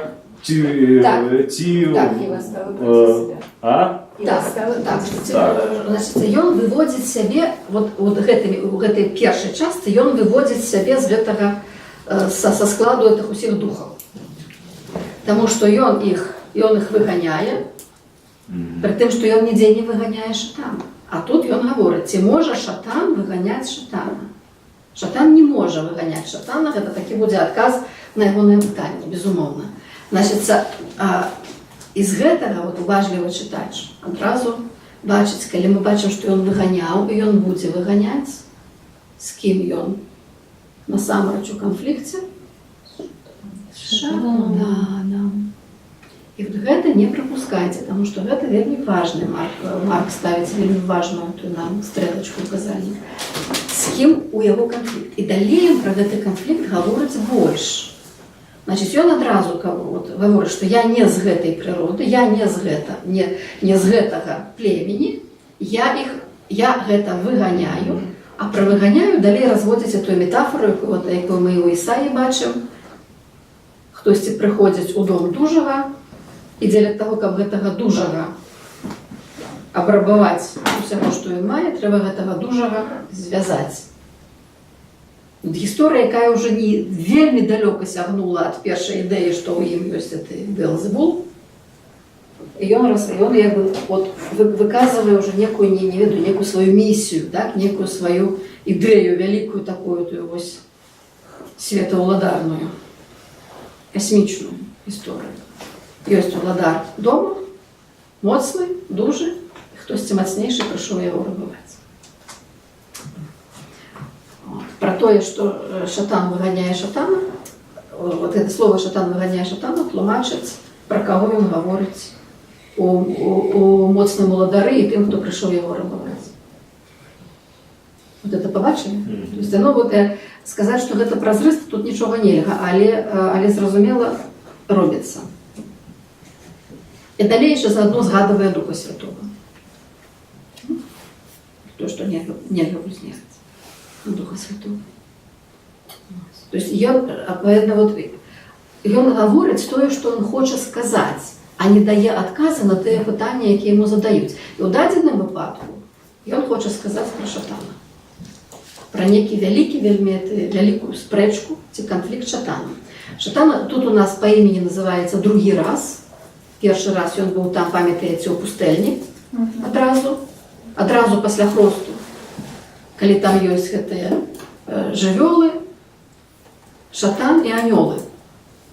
Такая вот эта тройная структура тых, хто вакол яго, з кім ён мае справу, з кім ён, па сутнасці, будзе мець так ці інакш справу праз астатнія Евангелія, але анёлаў больш не будзе.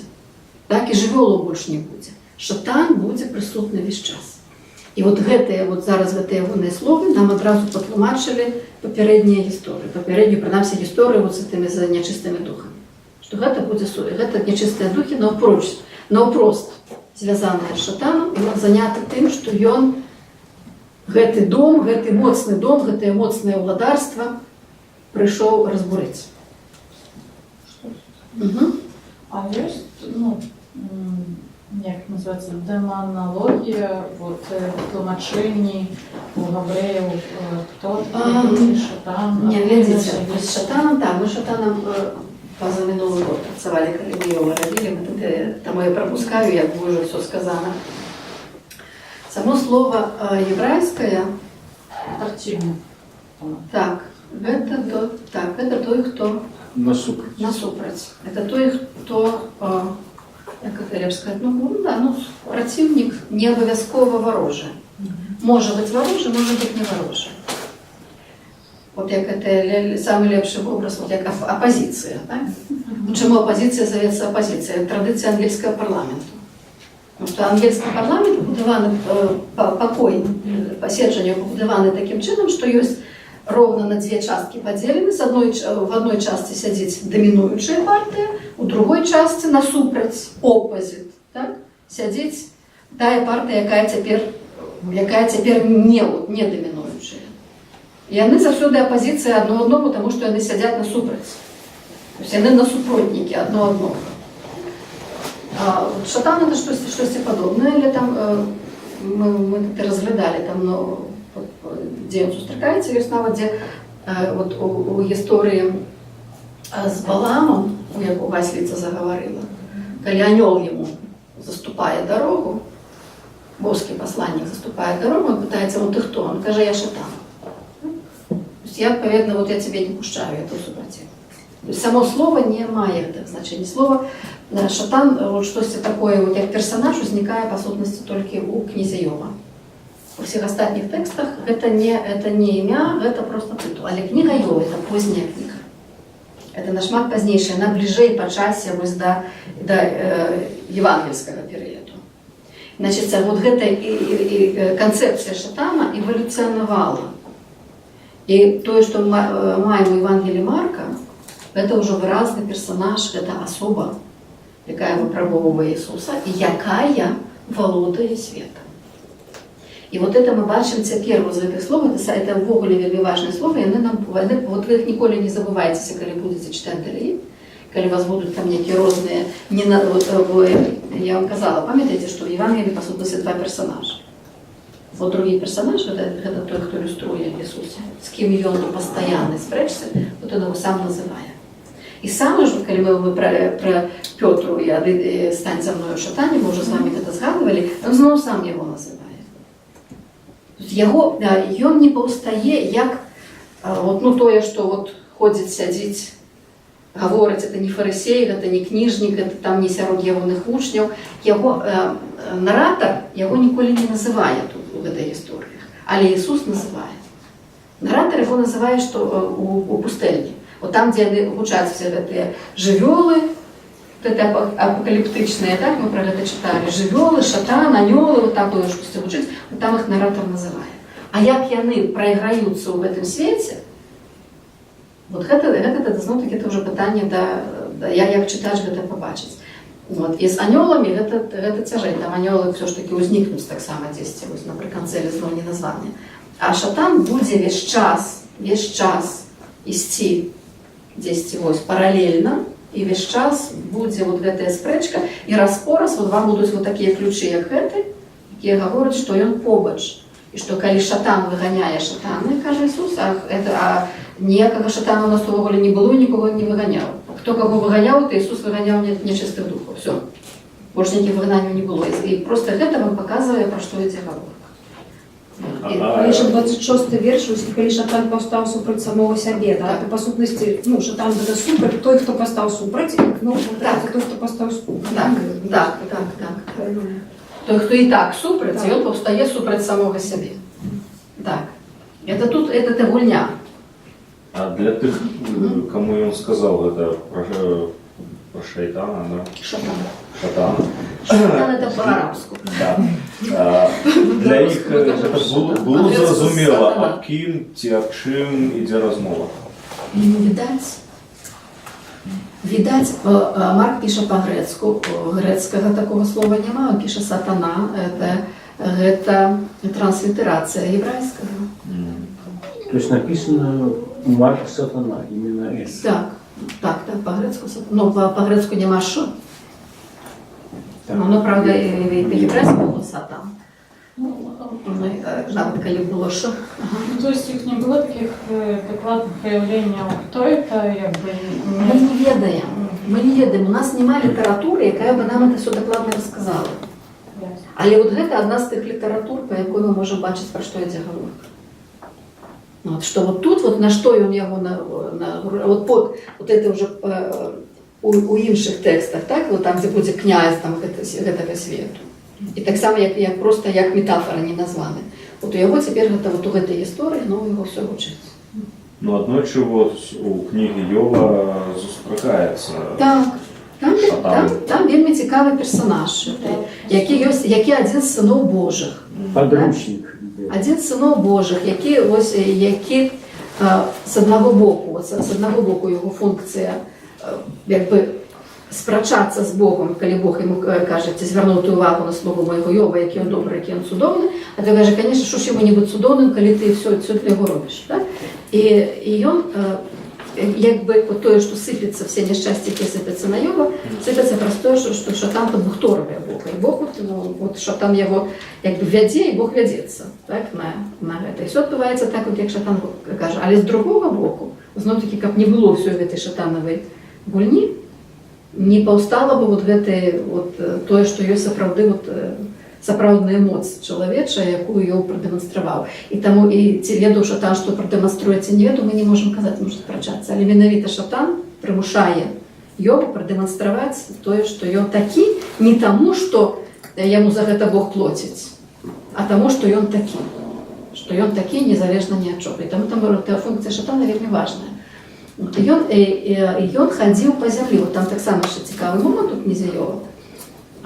Мы таксама пра гэта казалі, што калі мы ідзем у гэтых сыноў Божых, у тыя гісторыі гэтага рэгіёна, сыны Божыя это все сыны Эля, все боги абсалютна, все сыны Эля. Але у кожнага з іх ёсць свая дзялянка, кожны чымсьці займаецца. У нас у гебрайскіх тэкстах гэта ёсць, калі это порцыя Яхве. Израиль, порция Яхве. Вот Яхве достался Израиль, а кому тогда все остальное. Так? Комусь что-то остальное досталось, комусь іншому вы можете там протягнуть эту думку. И вот у князя Йова шатан ходит по земле. То есть где остальные сыны Божии ходят, мы не ведаем. Але шатан ходит по земле. И вот это, он там, они добрые, они кепские. И он там вот такие, какие он есть, и он вельми важно, там, потому что праз яго это все по сутности закручивается. І він примушає і Бога штосьці вось зразумець і Ёба штосьці зразумець от тым сваім тым падначваннем. Вот. Але ў выніку вот тое, што шатан ходзіць па зямлі, яно адгукаецца тут у Марка, так? Што ён уладар. Ён уладар не таму, што там ён штосьці захапіў, чым ён прыходзіць захоплівацца. А вот это ягоны свет. Это ягоны свет, і ён тут уладарыць, і гэта уладарства, якое, калі раздзеліцца само ў сабе, не устаіць. Вот ён яго раздзяляе. Мне кажется, 28, 29, 30 важнее, чем А все ж таки вось ён уладар, бо я вось прочитала так, что ён не уладар усяго, а што ён уладар над гэтымі там духамі, якіх ён выганяе.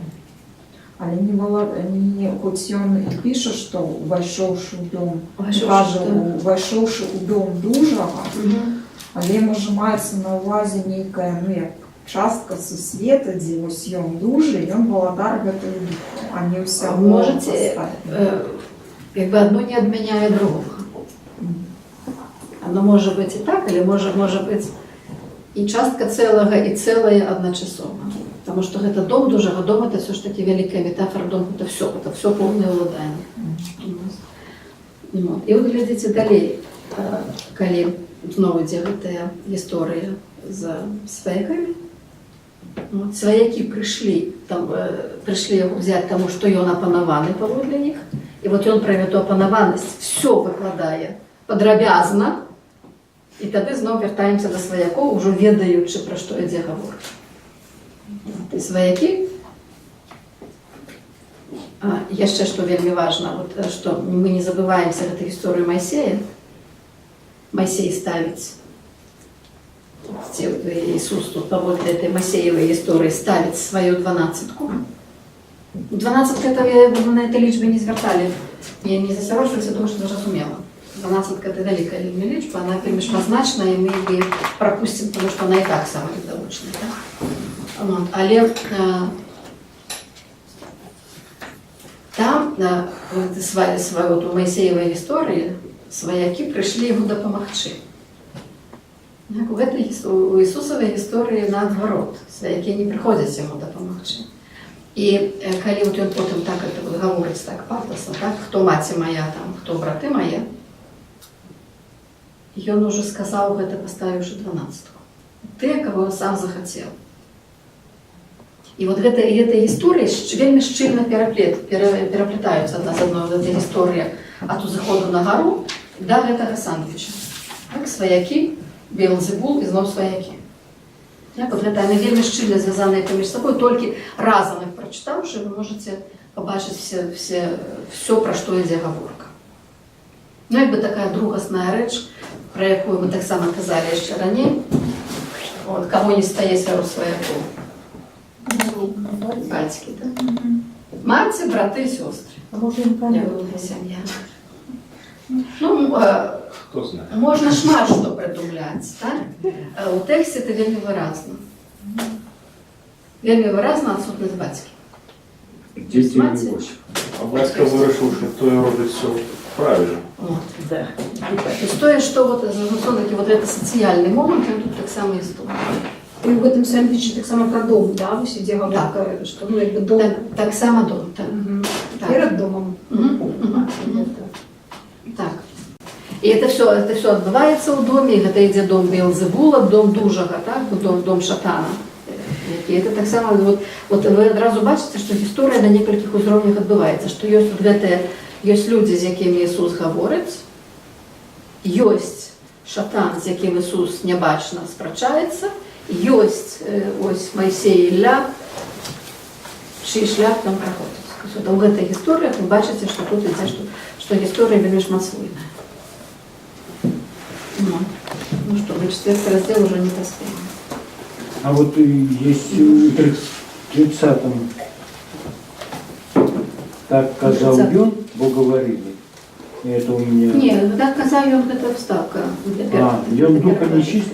Не. Бо говорили, бо говорили. Показали мне это чисто. Показали, что ён мае духа не чист. Це уставка? У оригіналі немає? Ні. Так казав ён, вставка. Ні, воно ж бачите, воно курсивом тут коли. Вона і курсивом набрана. Курсивом это просто это переводчик Да, вставляє. Вот. Е, Вот это курсив. Я ще ведаєте, що от зараз просто воно менш істотне, але поглядіться знов таки, як Марк будує свій текст. На третій розділ буде потім накладатися, тому що гэта падмурак закладається. Да яго буде, читач мусить гэта весь час тримати у свідомості того, що було сказано. І у тим ліку будуть некие структурні повтори. От ми з 6 розділом, там, де я вам зараз просто вірш напишу, я прямо їх взяти з одним, і ви самі повідомляєте.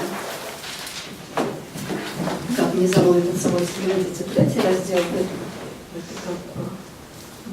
не будем брать червоно. Третий раздел, 6 раздел, по вершам. Вот у нас тут вот в истории 7-12 верш. Це знову, коли ви не бачите, це знову таку саму, як символу. Верши 7-12, де натовп, И 12. натовп, Лямора і шмат городов, так. Потім яно вигукнеться у 6, 31, 34, буде знову мора, пустельня, від мора йде у пустельню, і знову буде натовп з різних городов.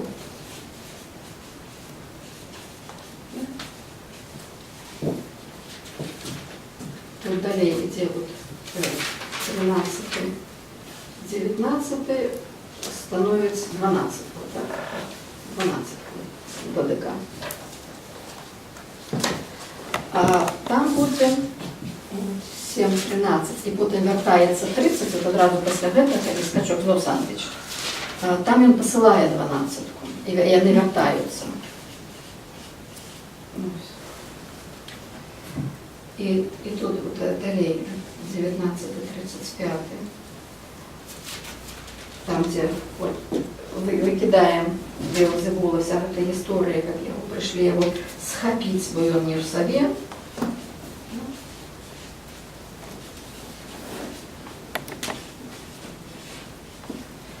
И 6 починается вершами, и он на Радиме, где его отрынули.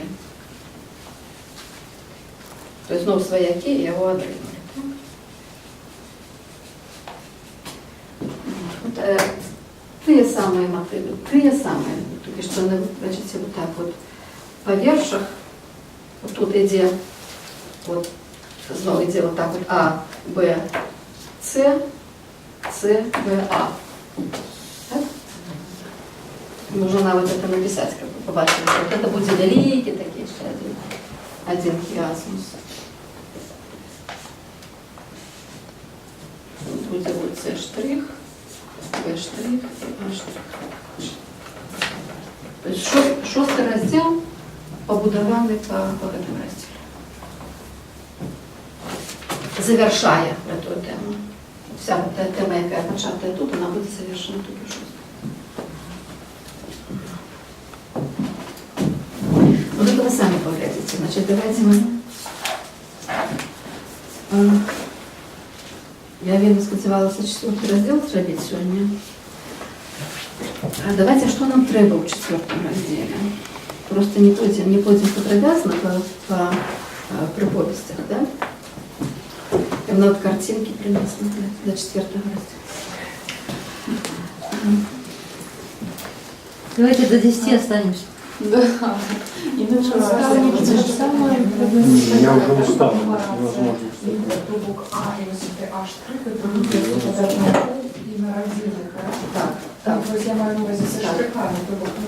Ну, потому что, глядите, это первый 6, это 7, 30, это 31, 34. Ага. До горы ногами. Это до горы ногами идем. Потому что тут мы идем от початку в конец, а тут мы идем с конца в початку. Мы завершаем, ну, по сущности, вот, завершаем, что начинаем. Протягиваем, чим протягивали, і скончаємо, чим почали. Ну, тут нумерація головна, а не сенсова, яка не визначає прекрасно, так? Не, ну тут что тут важно, что вы глядите, что коли структура совпадает, коли она повторяет структуру, то значит, ну таки вот бачите, что это завершено некие кавалки, и все, что внутри, оно что стягнути сюда. Але это вот, и оно по великим рахункам, оно тут на шостому скончається. Вот это вот нагроващування натовпу, вот это вот стискання його з усіх боків, от свояки, які його не розуміють, свояки, які хочуть його ввогуле вот витягнути, вот отобрати його миссию, потому что он не в себе. И вот что на родине повторяется эта история, где кажут, кто он такий, да? Что он тут нас лучше, скажімо, ми ведаємо якраз і знову перевечають усіх опроч батьки, так? Тому що батьки нема. Батько Бог. Ну, это нема в тексті, так? Але вельми виразна відсутність батьки, тут відсутність батьки, вона, звісно, кидається в очі. Я хочу просто задати, поки ми не розвідалися, значить, що ми тоді зробимо? Нам треба, от як я кажу, чим хоче дійти до 9 розділу, на другую частку, другую половину тексту, ми пойдемо по чеку. Вам буде гэта больш зразумела, тому що ви вже будете такі вельмі шмат што бачыць, пакуль што Марк показывае, як ён будзе ісці. Так? Вот. 4 раздзел у гэтым сэнсе апроч апошняй гісторыі, дзе прыповесці пачынаюцца. Так? 3 прыповесці. Кожная працягвае папярэднюю. Пры тым, што за другую прыповесць ніхто за Маркам не паўтарае. И она настолько дивная, что ни Матвей, ни Лука не решаются ее брать у своей истории. Там ты само по себе все растет. На что нам треба звернути увагу? Потому что сама приповесть, она, мне здається, нічого складаного нема. Ви з нею розберетеся. Слово, грецкое слово парабола, так? Приповесть. Давайте мы его за него так само напишем, чтобы не гортаться. Параболы. Вот Марк будет уживать это слово сколько разов, Иисус будет уживать это слово. Ну, что вы ведаете, это слово хотя бы геометричное, да? Что оно такое? Ну, это из двух часток складывается. Пара – это, ну, побач, так, звичайно. И боле – это кидать. Значит, кидать побач. Это такое можно, такое слово, якое я здесь словом на поравнание. Але якую функцію ці параболи у Марка відіграють тут? Тут ми пропустимо вот все, що зв'язано, откуда він бере цієї приповісті. Ми так само заходимо в єврейську Біблію, я думаю, що ми це успіхово пропустимо. І навіть про эту прокляністу Глеба ми вже казали, і так само Шатан тут просто є в этой історії, у першій приповісті великій. І повторяє, хто має вуші чуть, хай чує. Ну. Где вот ирония Марковая, коли он говорит про то, что хто має вуші, хай чує, хай розуміє, вони питаються значення, питаються, що ти сказав. Уж не одразу, так? І він нам каже, що як же ж ви не бачите, там от воно літерально буде слово на це бачити, як же ж ви не бачите цю параболу? Коли ви її не бачите, як ви інше побачите? Але потрібно тлумачити, і це тлумачить алегорично. Тобто тлумачить він, що от гэта значить гэта, гэта значить гэта, гэта значить гэта. Тлумачить вельми просто. Насамрэч, конечно, сенсов там больше, чем вот эта простая аллегория. Что вот там это птушки, там это Шатан, там вот все там добрая Глеба это такое, камянистая это такое, там люди такие, переследы. До речі, про эти переследы саме міркування є, що магчимо, що у часи Ісуса ніяких переслідів не було. Це от один з тих показчиків на те, що магчимо Євангеліє пізнішого часу. І от сам термін володарство небесне, володарство Божие, так, це Безилея Тусує, про яку він говорить. Термін, ну, так само, я думаю, що ми так само пропустимо цю річ. Значить, що нам в этих вот, у самих этих параболах, вот, вы скажите, что вы прочитали, что у вас у них уразило, что вот вы их зауважили, мы тогда над этим скончим, а уже буру на море возьмем наступный раз. Вот. А ну, поглядите, все три приповести, які говоряться, они все про то, что расти, что вот володарство, то, что расти. Оно расте. Значит, оно неким чином повеличивается. И расти, вот коли перший раз у его сейбит, он уживается сейбит так само таким этом апокалиптичном контексте в еврейской Библии. Есть сейбит, другая про то, что яно уже посеянное и само расте, и человек не ведая, стає, кладеться, не ведає там, як воно росте, тоді воно раптом виросло, і от він збирає плоди.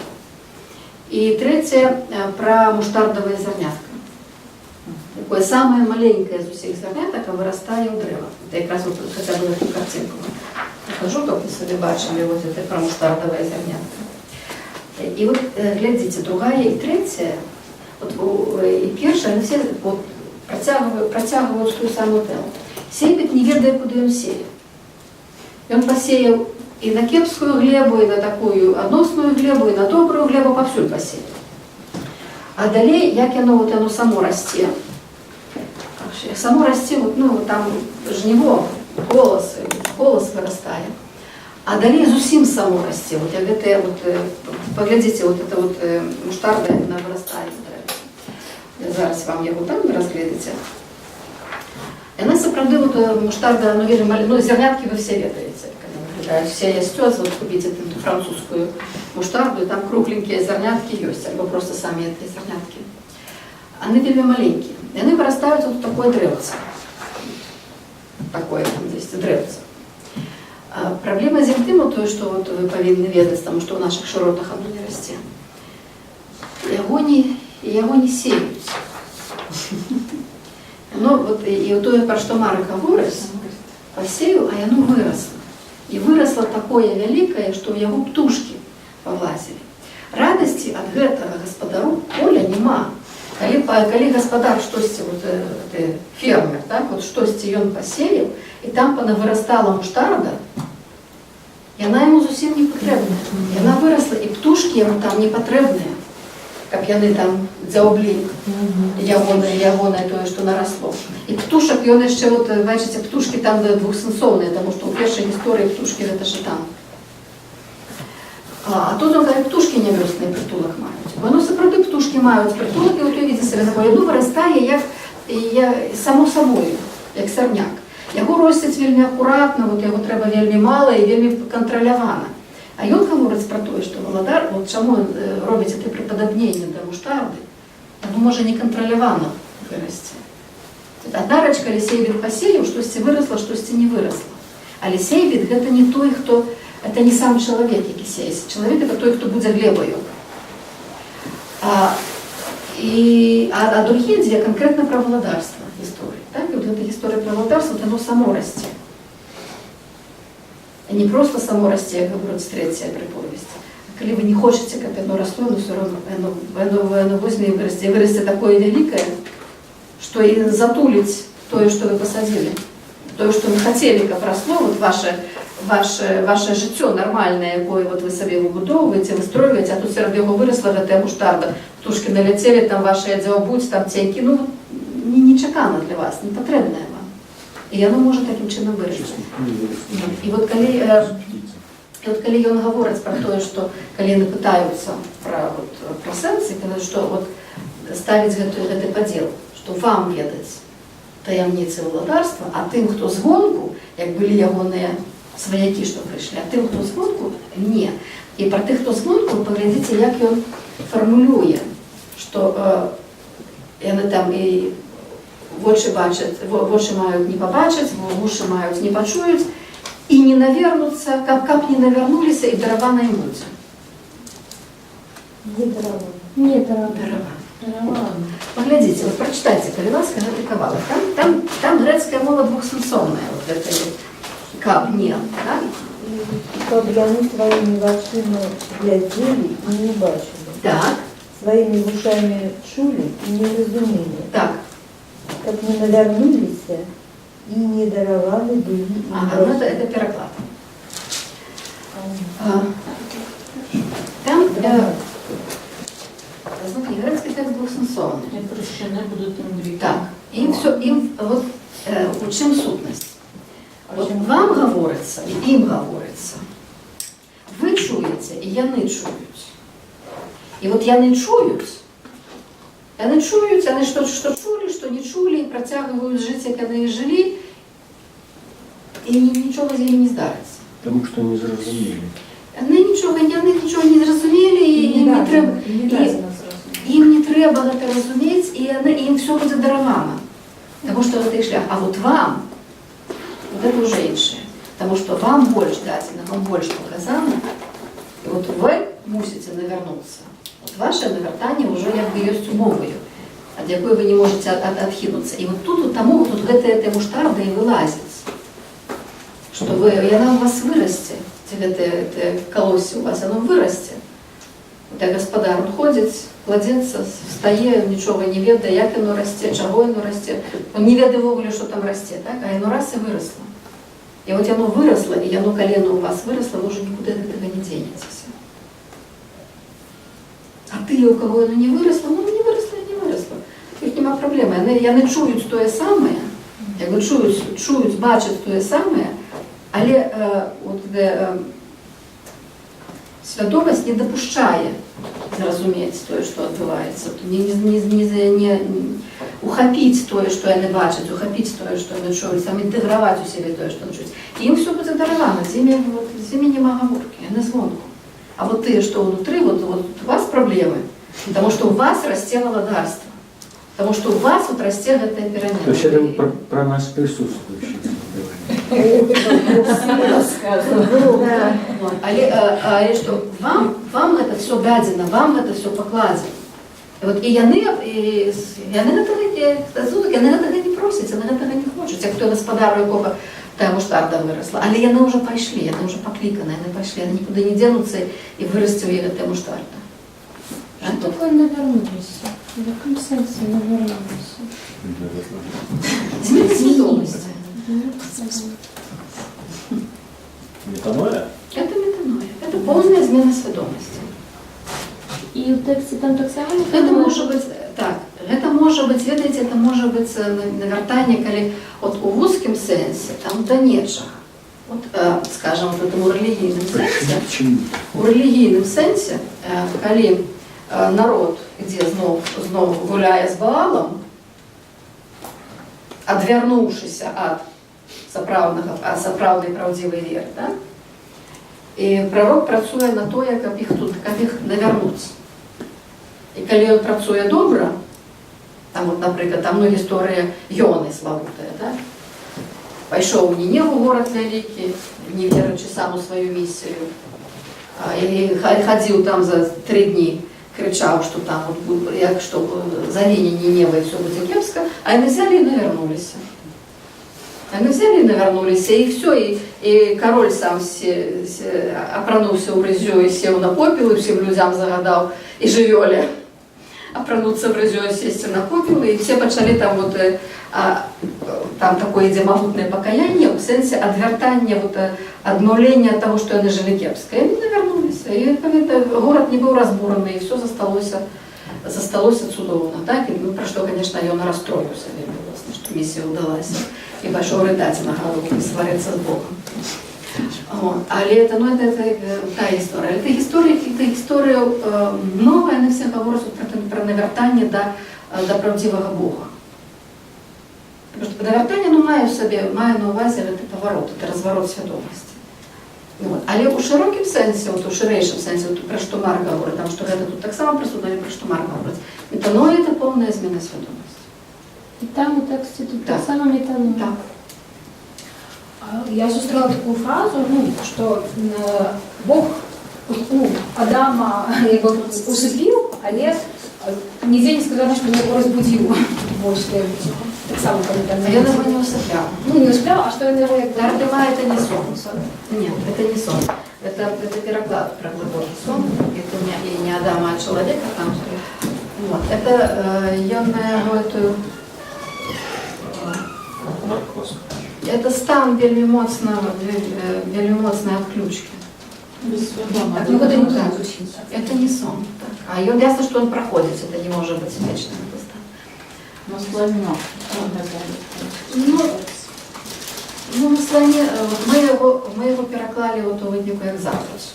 Знайшли, вот у нас это в коллегиуме знайшли такое пригожее слово «забудь», что и он послал на его «забудь». Это не забыццё. Потому что забыццё это когда вы забылись, что было. А это вот это стан, в яким ви тепер знаходитесь, это транс певний, так, може бути, так? Транс, якимось екстаз, от яке було в Септуагінті перекладі. Так? Це стан вельми моцно змінений свідомості, коли ви не присутні в тим, що відбувається на Наркоз. Не совсем наркоз. Не совсем. Наркоз это все-таки просто притупление боли. Добре, давайте на сьогодні все. Значить, наступний раз ми почнемо одразу з першої бури. І ми одразу візьмемо дві бури, обидві морські історії, так, все, что поміж ними. І постараємося як мога більше наблизитися до 9 розділу.